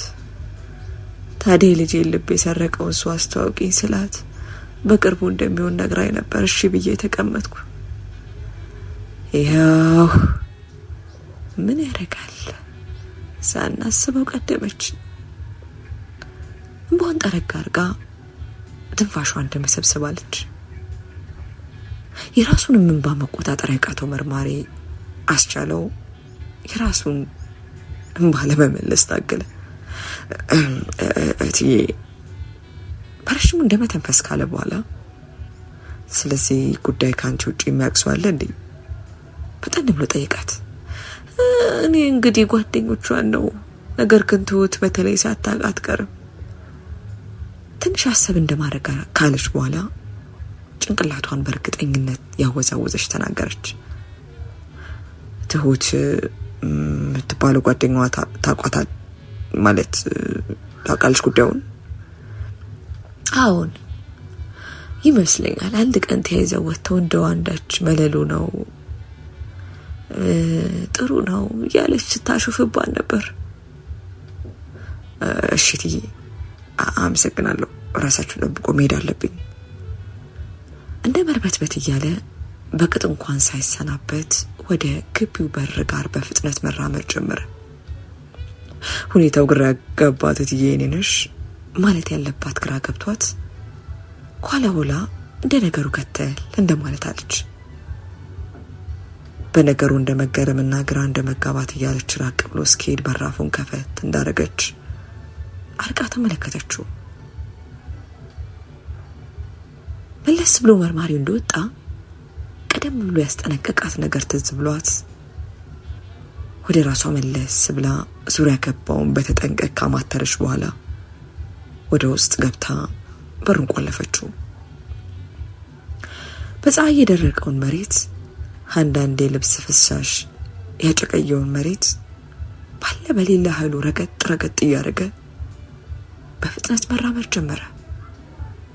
ትፋሹ ቁርጥ ይላል። ሀሳቡ የተበታተነ ይመስላል። ስልኩን ወጣ አድርጎ እርምጃውን ገታ እንኳን ሳያረግ ስልኩ ላይ ያሉትን ቁጥሮች ፈለግ እንደማድረግ አለ። ቱት የፈለገውን ቁጥር ሲያጣ ጊዜ በንዴት ስልኩ ላይ እንደማባረቅ አለ። ወዲያው የፈለገው ቁጥር ብዙም ሳይቆይ እንዳገኘው እርምጃውን ላፍታ ቆም አድርጎ ስልኩን ተጭኖ ደወለ። አክሽን ሹቱት አንሹ ብቻውን መጮ ጀመረ።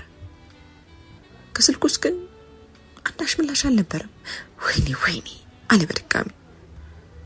ስልኩ አለመነሳቱን ሲገነዘብ ደግሞ እንደመደወል እያለ ስልኩ በድጋሚ የጥሪውን ዜማ ከማሰማት ውጪ ግን ምላሽ አልነበረውም። በነገሩ እንደመናደድና እንደመቁነጥነጥ አለ። ጊዜ ሳያባክን ሌላ የስም ዝርዝር መመልከት ጀመረ።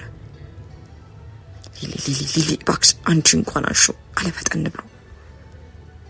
ከትንሽ ጥሪ በኋላ ከስልኩ ውስጥ ድምፅ ተሰማ።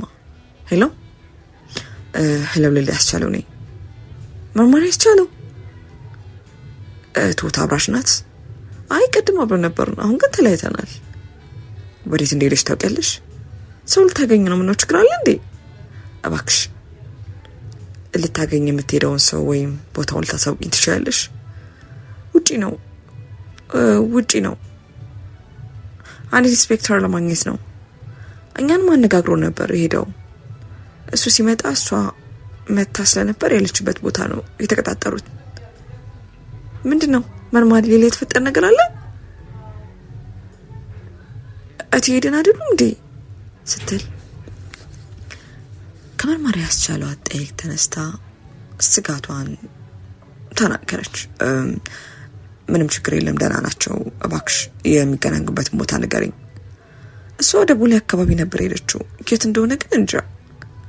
አስቻለው ብዙም የረባ ምላሽ አለማግኘቱን ሲገነዘብ ስልኩን ከዘጋ በኋላ በሩጫ መገስገስ ጀመረ።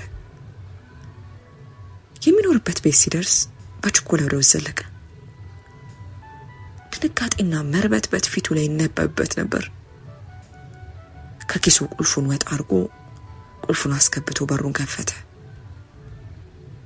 የቤቱን በር መልሶ ጥርቅም አድርጎ ከዘጋ በኋላ አልጋውን ለበስ ያደርገውን ልብስ ገለጥ እያደረገና ፍራሹን እያመሰቃቀለ ማተራመስ ጀመረ። የብረት አልጋው ጋር አንድ በፖስታ የተጠቀለለ ዕቃ ሳብ አደረገ። ወጣ ሲያደርገው ስልክ ነበር። ጨበጥ አድርጎ እንደያዘ አይኑን ጨፈን እንደማድረግ አለ። ወዲያው ስልክ ውስጥ ያለው ሌላኛው ስልክ ሲያቃጭል በድንጋጤ በርገግ ብሎ አይኑን ገለጥ አደረገ። ስልኩን ወጣ አድርጎ ተመለከተው። ኢንስፔክተር ካሌው ይላል። ሁኔታው እንደመረዳት ብሎ በድጋሚ አይኑን ጨፈን እንደማድረግ ካለ በኋላ ስልኩን አነሳ። መርማሪ ሲል ኢንስፔክተር ድምፁን ከስልክ ውስጥ አሰማ። አቤት ኢንስፔክተር፣ ያልኩን ጉዳይ ጨረስክ? አዎ አለቃ። አሁን የት ነህ? ወደ ጣቢያ ልመለስ ነው። ቤት ምሳ ልበላ ገብቼ። ልክ ነበርኩ ሲል ፈገግ እያለ ከስልኩ ውስጥ መለሰ። ምኑን? ግራ ተጋብቶ እንደጠየቀ ወዲያው የግቢው በር በቤቱ አከራይ ተከፈተ። በዚያ ያሉ ፖሊሶች በፍጥነት ወደ ውስጥ ሲገቡ ተመለከተ። ኢንስፔክተር አለ መርማሪ። አስቻለው ካለበት ቆሞ ወደ ውጭ እየተመለከተ አቤት። ቃሌን መስጠት የምፈልገው ላንተ ብቻ ነው። አንድ ስጦታ ይዤ ልመጣለሁ። ልመንህ? መርማሪ አስቻለው ውስጥ እንዳለ እናውቃለን። እባክህ በሩን ክፈት። በግድ ወደ ውስጥ እንድንገባ እያስገደድከን ነው ሲል ከውጪ አንዱ የፖሊስ አባል ጮክ ብሎ ትዕዛዝ አስተላለፈ። ለፍትህ የቆምኩ ሰው ነኝ መርማሪ። ሁሉ በህግ ይፈረዳል። ሁሉም ሰው በህግ ፊት እኩል ነው። ቃልህን ለመቀበል ዝግጁ ነኝ ሲል ኢንስፔክተር ካሌብ በስልክ ውስጥ ተናገረ።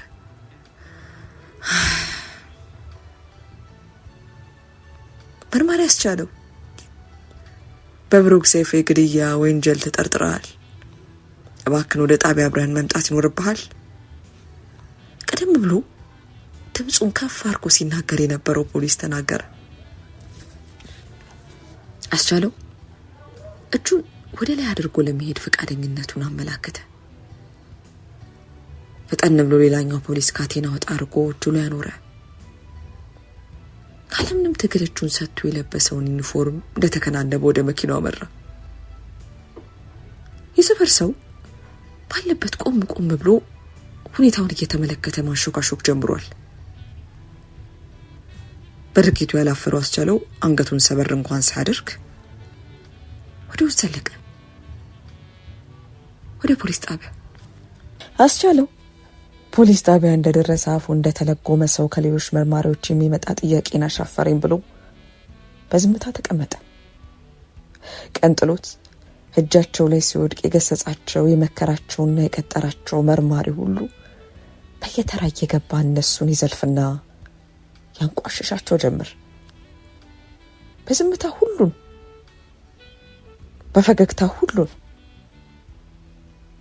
መታዘብ አልቻለም። ንዴትና ህልው ደም ስሩ ላይ ብቻ እንዲቀር ታገለ። ስሜቱ ግን አይሎ ኢንስፔክተር ሳይመጣ ነገር እንዳይበላሽ ጥርሱን ነክሶ ራሱ እንደመቆጣጠር አለ። ሁላችሁም ውጡ። ኢንስፔክተር ገና ከመድረሱ እንደ ማንቧረቅ አለ። በጥያቄ ክፍል ውስጥ የነበሩት ሁሉም በየተራቸው ሲጩ የነበሩት የፖሊስ አባላቶች በድንጋጤ ሹክክ ብለው ማስታወሻ ደብተራቸውን እንዲያዙ ወጡ። ኢንስፔክተር አመሰግናለሁ ገና አረፍ ከማለቱ ፈገግ ብሎ እየተመለከተው ለምኑ ያላገጠበት መስሎት ነደድ እንደማለት እያለ ከፊት ለፊት ያለውን በር ላይ ጃኬቱን ወለቅ አርጎ አረፍ እንደማለት አለ። ብዙ ርቀት ሳልጓዝ ነው ያስገኝ አለ። ከዚህ በላይ ርቀት ለመጓዝ አቅድ ነበረ? እጆቹን አጠላልፎ በብስጭት መልክ ጠየቀው። አላርፍ ቢሉና ቤተሰቦቿን ቢጎዱ አንዴ በደም የተጨማለቀ እጄ በተስፋ መቁረጥ ስሜት እጆቹን አዘቅዝቆ ተመለከተ። ሌሎችን ጎዳ ነበር። ስሜቱ እንደመቆጣጠር ብሎ ቀና ብሎ ተመለከተ። ነገር ላስቸግር ንግግራችንን ከመጀመራችን በፊት አለ። ምን? ኮስተር እንዳለ ጠየቀ። ከሸሚዜ ውስጥ የደበኩት አለ። ፍተሻ ሳያደርጉ በፊት ላንተ ነው መስጠት እንፈልገው። እባክህ አውጥተህ ተመልከተው። በዚህ ጉዳይ ማምነው አንተን ብቻ ነው። መርማሪ በጥሞና ካደመጠው በኋላ ወደ ኋላ ለጠጥ እንደማለት ብሎ ተመለከተው። አንድ የተሳሳትከው ነገር አለ። ዛሬ እዚህ ሳትመጣ በተጠርጣሪነት ነበር። ታዲያ ነገሩን ቀድመ መናዘዝ ጀመርክ። ነገሩ እንዳለቀለት ሲያስብ ማስቲካው እንደማላመጥ እያለ ተናገረ። እንዳልኩ ነው ኢንስፔክተር ካሌብ፣ የመንገድ አሰልቺ ነው። የግዱን ሳቅ እንደማለት አለ። የሌለኝን ማንነት ተላብሼ ዩኒፎርሜን አቆሸሼ መራመድ ያሳምሞኛል። ታዲያ ከዚህ በላይ መደበቅና መሸሹ ትርጉም የለውም። ብቻ ይሄ ጉዳይ በሀቅ ላይ ተመስርቶ እውነታውን ወደ ጭላንጭል የሚያወጣ ሰው ነበር ስጠባበቅ የነበረው። ይኸው በካቴና የታሰረ እጁን ወደፊት ቀሰረ። አንተን አገኘው። ፈገግ ብሎ ኢንስፔክተር ካሌብ ተመለከተው። አትሳሳት፣ እኔን አታውቀኝም። በምላሹ እሱም ሳቅ እንደማለት አለ። ንገረኝ ኢንስፔክተር፣ ያበሳጨ ጉዳይ እዚሁ አፍንጫ ስር የነበረ ባልደረባ መሆኑ ነው ወይስ ሌላ ምክንያት አለ? በህግ የሚጫወት ሰው አይመቸኝ። ከህዝብና ከሀገር የተሰጠውን ዩኒፎርም በመጥፎ ተግባር የሚያጠለሽ ሰው አልወድም። በጠያፍ መልክ ጭንቅላቱን እየነቀነቀ መለሰ። ህጉ ቀድሞኛ ላይ የተጫወተ አይመስልም ኢንስፔክተር። አንተና አንተን መሰል የህግ አካላቶች የታሉ ነው? የታሉ ነው የሚመስል? ወይ ከስራ ገበታቸው ተፈናቅለዋል ወይ ተባረዋል። እኔ ይሄን ጉዳይ ለረጅም ጊዜ በጥንቃቄ ነበር ሳከናውን የነበረው። በእርግጥ ግድያውን ከዛ ከአረመኔ ከብሩክ ውጪ ሌላ ሰውን ያካተተ ፕላን አልነበረኝም። እሱም በተራው ወደ ኋላ ለጠጥ ብሎ በኩራት መናገር ጀመረ። ይህ ፕላን ሌላው ባደ ነበር ያካተተው። ነገሩን ለመስማት ጆሮውን ቀስሮ አይኑን አጥብቦ ጠየቀ። ኢንስፔክተር ካሌብ ዋና አዛዥ እንዲሁም ኢንስፔክተር በሙስና እንዲሁም በወንጀል የት ነው ያለው? አሁን የት ነው ያሉት? ወይ ዋና አዛዡ ራሱ እንዳጠፋ ያደረግከው አንተ ነህ ወይ እንዲያጠፋ? ነገሩን ለመረዳት አይኑን ጨፈን ገለጥ እያደረገ ጠየቀ። ሴት ልጅ መደፈር ቀርቶ በአንዲት እብሪተኛ ሰው ስትጎነተል መመልከትን የመሰለ አስፈሪ ነገር የለም። በተለይ ደግሞ የሴት ልጅ አባት ስትሆን። ፈገግ እንደማለት አለ። ከኔ ጋር ጨዋታ ውስጥ አትግባ። የጠየቅኩን ጥያቄ ቀጥተኛ ምላሽ ስጠኝ።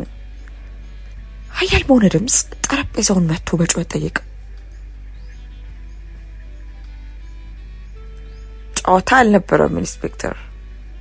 ነገሩን መስማት ከፈለክ ከኋላ ያለውን ከረጢት አውጥተህ ተመልከት። ፈርጠም ብሎና ፊቱን ቅጭም አድርጎ መለሰ። ኢንስፔክተር ካሌብ በንዴት እየተግለፈለፈ ከሱ ሰውነት የማይተናነሰው አስቻለውን በግፊት ከነሳው በኋላ ወደ እግሩ ፈርከክ እንዲል አድርጎ ከኋላ የሸጎጠውን ወረቀት ወጣ አደረገ። ተመልሶ እንዲቀመጥ እንኳን ፍቃድ ሳይሰጠው እየተገላመጠ ወደ ወንበሩ ተመለሰ። ፖስታውን ጠረጴዛው ላይ ወርወር ካደረገ በኋላ ወንበሩን ሳብ አድርጎ ተቀመጠ። ቀስ ኢንስፔክተር፣ ጠቃሚ ነገር ነው ውስጥ ያለው አላስቻለው። ኢንስፔክተር ካሌብ በብስጭት የተጠቀለለው ወረቀት ፈታ አድርጎ ስክሪኑ የተሰባበረ ስልክ ነበር ሲከፍተው፣ እንዲሁም ወረቀት መሳይ ነገሮችን በእጁ ዳበስ ሲያረግ ታወቀው። እይታውን ካስቻለው ላይ ሳይነሳ ወደ ውስጥ ያለውን ጎተት አድርጎ ማውጣት ጀመረ። ፎቶዎች ነበሩ። ያስቻለውና የማራማየት የፍቅር ጊዜያቸውን የሚገልጹ ፎቶዎች ነበሩ። ፎቶውን እያገላበጠና ያስቻለውን ሰረቅ አድርጎ እያየ አንድ በአንድ ተመለከታቸው። የኔ ማራማየት እርግብ ነበረች ኢንስፔክተር። እርግብ ተከስ እንደማለት ብሎ ንግግሩን ጀመረ። ሲጀመር ነገሩ የአይን ፍቅር ነበር። ስትመጣ ስትገባ ነበር መመለከታት። ሳላስበው ነገር ወደ ኃይለኛ ፍቅር ተቀይሮ አረፉ። ነገር ግን ፈራት ልጠጋትም አልደፍሩም ነበር። የተዋወቅ ነው በሲልቭ ግዴታዎች ላይ ስንንቀሳቀስ ነበር። ሁኔታዎች ይበልጥን እሷን ወደ እሷ ይገፉኝ ጀመር። ከዛ መተዋወቃችን የሰፋ መጣ። ለካሴን ፍቅሩ የኔ ብቻ ሳይሆን የሷም ነበር። በቃ እንደቀል ተጀመረ። ማንነቴ ካስደነገጣት ብዬ ማንነቴን ሸሽጌ በፍቅር ተከተልኳት። ግን የምትወደውን ሰው አይን እየተመለከት መዋሸት ከባድ ነበር። እና ማቁን ተናገርኩ። ትርቀኛለሽ ብዬ ብሰጋ ጭራሽ ቀረበችኝ። ይበልጥ ወደደች። በፍጹም እንደማስርቀኝና እንደውም የዘላለሚ እንደምትሆን በሙሉ ልብነት ገልጻ ፍቅርን ሰጠች። ምራቁን እንደ መዋጥ እያለ ትረካውን ቀጠለ። ታዲያ ጓደኛና ቤተሰቦቿን የመተዋወቅ ነገሩ ያስፈራኝ ጀመር። እኔ አንድ የፖሊስ አመራር ነኝ፣ አባል ነኝ። ደሞዜ እሷን ሊያኖራት አይችልም ብዬ አስብ ነበር፣ ሰጋ ነበር። ከኔ በተሻለ በደህና ቤተሰብና ኑሮ ተመቻችታ ያደገች ልጅ ከአበባ አትክልት ስፍራ ወጥቼ ከሰል ላይ የምጥላት መስሎ ተሰማኝ። እሷ ግን በአቋሟ የጸናች ቆራጥ ሰው ነበረች። በኩራት ፈገግ ብሎ ስለ ማርያማዊት ጸባይ ገለጸ። ስለ እኔ ለማንም ጓደኞቿ እንዳትናገር ስላልፈቀድኩላት ያወራች አልመሰለኝም ነበር። ግን ሴቶች እርስ በርስ ቢደባበቁት ነገር አለመኖሩን ችላ ማለት ይስተት ነበር። ይገርማል ብሎ ራሱ እንደማረም አለ። ስለ እሷና ስለ ብሩክ የተወራው ነገር ላይ ምን ነበረክ? ኢንስፔክተር ካሌብ በመሃል ወሬውን አቋርጦ ነበር የጠየቀው። በፍጹም በሺም ዛሬ ትሁትን ካገኘ ስለኔ የተደበቀ ማንነት ብቻም ሰው ስለ ሚያስቸግራት ስለ ሀብታሙ ልጅ ስለ ብሩክም እንደነገረች አምናለሁ። ፈገግ ብሎ ጥያቄውን በፌዝ መልክ መለሰለት። እንዴት ነህ ትሁት? ያጋልጡኛል ብላ አላሰብክም ነበር ሲል ኢንስፔክተር ጥያቄውን አስከተለ። ትሁት ከስልክ ውጪ በአካል በምርመራው ምክንያት አውርቻቸው አላውቅም ነበር። ያንን እንኳን ሆን ብዬ ሳይሆን ያጋጠመች ነገር ነበር። ምናልባት ፍርዱ እንደሚዛባ እኔ ምስኪኑ ማሬ ደም ፈሶ የሚቀር መሆኑ ታውቋት ነው ፈጣሪ ማንነቴን ደብቆ ያኖረው አለ።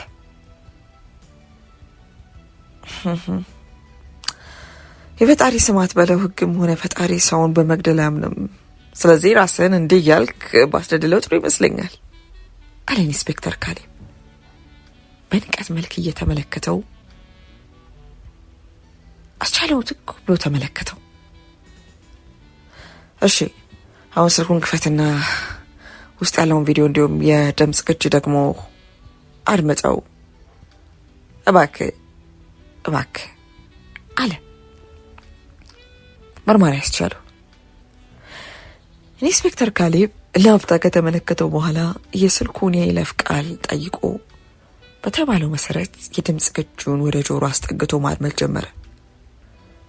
ድምፁ የሟች የማርያማዊት ነበር። ድምጿን ሲሰማ ሀዘኑ ይበልጥ ውስጡ ገብቶ ፊቱን በካቴና በተቆለፉት እጆቹ ሸፍኖ እንደማልቀስ አለ። የሰማው ነገር የፊቱን ሁኔታ ቀይር ያደረገውን ኢንስፔክተር ስልኩ ከጆሮ መለስ እንደማድረግ ብሎ ተመለከተው። ምንድነው ይሄ ሲል ጠየቀ። ምን ይመስላል ኢንስፔክተር? ከመሞቷ በፊት ጣር ላይ ሆነ ወደ እኔ ለመደወል ስልኳ ስትታገል ስልኩ ላይ ለእኔ መልእክት እንድታስቀምጥ አስገድዷት ነበር። ታዲያ ይሄንን ዘግናኝ ድምፅ ሰማ ነበር ህይወቱን ለማጥፋት የተገደድኩት አለ እንባው እንደመጥራረግ እያለ። ስልኩ ከኔ ያገኘው በምርመራ ወቅት ተደብቆ የነበር የማሬ ስልክ ነው።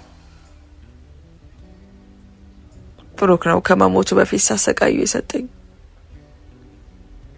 ጨካኝ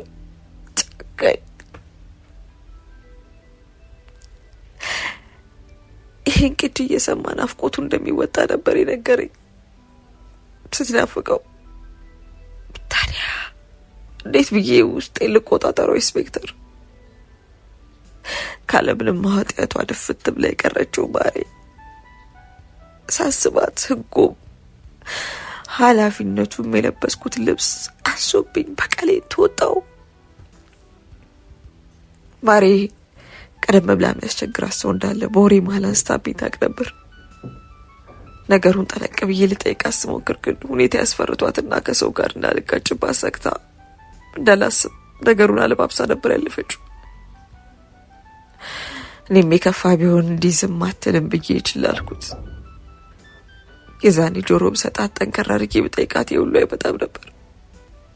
ታዲያ ያለፈ ሳልከላከልላት ህይወቷ በአሰቃቂ ሁኔታ አለፈ። ያለኝን ስልጣን ተመርኩሽ እውነታውን ለማውጣት ዳሩ። ግን እሱ መና ቀረ። ስራ ላይ እንዳጣ ስራዬን እንዳጣቋፍ ሊያደረሱ ራሴን ለማጥፋት ገደድ ጀመር። ሆኖም ራሴን መሰብሰብ ጀመር። ካልዋለበት ምንም ማያውቀው ምስኪን ፈርደው መቀበቅ ሲያወሩ ተመለከትኩኝ። አዎ በውሸት አንድ ምስኪን ማያውቅ ልጅ እሷ ገደላት ተብሎ ታሰረ እና እዚህ ደረጃ ያደረሰኝ ምን ይመስላል ኢንስፔክተር? በእንባና በእልህ አይኑ እየተመለከተ ጠየቀ። የተዛነፈ ሚዛን፣ የተሳነፈ ፍርድ ነበር። ከህዝቡ በእምነት ለዚህ ስራ የተቀመጡ ሰዎች ፍርዱን ሲያጎድሉና ተጎጂ ቤተሰብና ዘመድ ምን ማድረግ እንችላለን እስኪ መልስልኝ። ምስኪና እናቷ የሚያማት አይኗ ሳይጠፋ በፊት የልጇን ገዳይ ተይዞ ለህግ ሲቀር መመልከቷል አብዛ ተማጽናለች። ቤተሰብ የሌለው ምስኪን ጎዳና ተዳዳሪ ካለምንም አቤት ባይና ካለ ኃጢአቱ እስር ቤት በስብሷል። ታዲያ እኔ ምን ማድረግ ነበረብኝ? መልስልኝ። ምላሽ ያጣው ኢንስፔክተር ካሌብ በዝምታ ተመለከተው። ቪዲዮውን ደግሞ ከፍተህ ተመልከት። እጁን ወደ ስልኩ እየቀሰረ አዘዘው። ኢንስፔክተር ካሌብ ስልኩን ከፈት አድርጎ ቪዲዮውን ተመለከተ። ሟች ብሩክ ነበር። በደም በተጨማለቀ እጁ በጨለማ ከሚነጣጠርበት የስልክ ብርሃን አይኑ እንደ መከላከል እያለ ያደረገው ድርጊት እንደ መናዘዝ ሲል ይስተዋል ነበር። ኢንስፔክተር ካሌብ ቪዲዮውን በደንብ ካየው በኋላ ስልኩን መለስ አድርገው ይሄ በቂ ማስረጃ ነው ብዬ አስባለሁ። እኔም ፍርዴን ለመቀበል ዝግጁ ነኝ። ነገር ግን የእሷ ጉዳይ በድጋሚ ወጥቶ በሐሰብ ዘብጥ እያወረደው ሰውን እንድትለቁት ብቻ ነው የምጠይቀው ኢንስፔክተር አለ። ወራቶች ነጎዱ።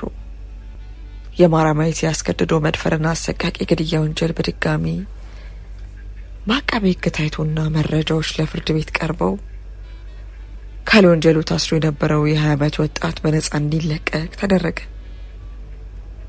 ቤተሰብም ሆነ ጠያቂ የሌለው በመሆኑ እትዬ እኔነሽና ጋሽ መሸሻ ለማሳደግና ለመንከባከብ ፈቃደኝነታቸውን ገልጸው እንደ ልጅ ተቀብለው በራቸውን ከፍተው በፍቅር አስገቡት። ምንም እንኳን ትክክለኛው ፍርድ ከስር ሆኖ ቢመለከትም የፍቅሩን የወዳጁን ህይወት የነጠቀውን ሰው በህይወት በማጥፋት ያልተጸጸተው አስቻለው የ15 ዓመት ጽኑ እስራቱን አምኖ ተቀብሏል። ከማራማየት ወንጀል ጋር በተገናኘ መረጃ ሲያሸሹ፣ ሲደብቁ እንዲሁም ኃይልና ገንዘብ ስልጣንን በመጠቀም ሀቅን ሲነጥቁ የነበሩት የሟች ብሩክ ቤተሰቦችና የህግ አካላትና የሕክምና ባለሙያዎችም ተመጣጣኝ የቅጣት ፍርዳቸውን አግኝተው ወደ እስር ገብተዋል። ይቻለም ሁሌም ኢፍትሐዊና የተጓደለ ሚዛንን ታስተናግዳለች። ፍርዱ በእጃችን እያለ በገንዘብ በመታለልና በመታወር አላስፈላጊ እርምጃዎችን ለመውሰድ የሚደረጉ ልክ እንደ መርማሪ ያስቻለው ተጎጂ ቤተሰቦችና አፍቃሪ እንዲፈጠር ታደርጋለች።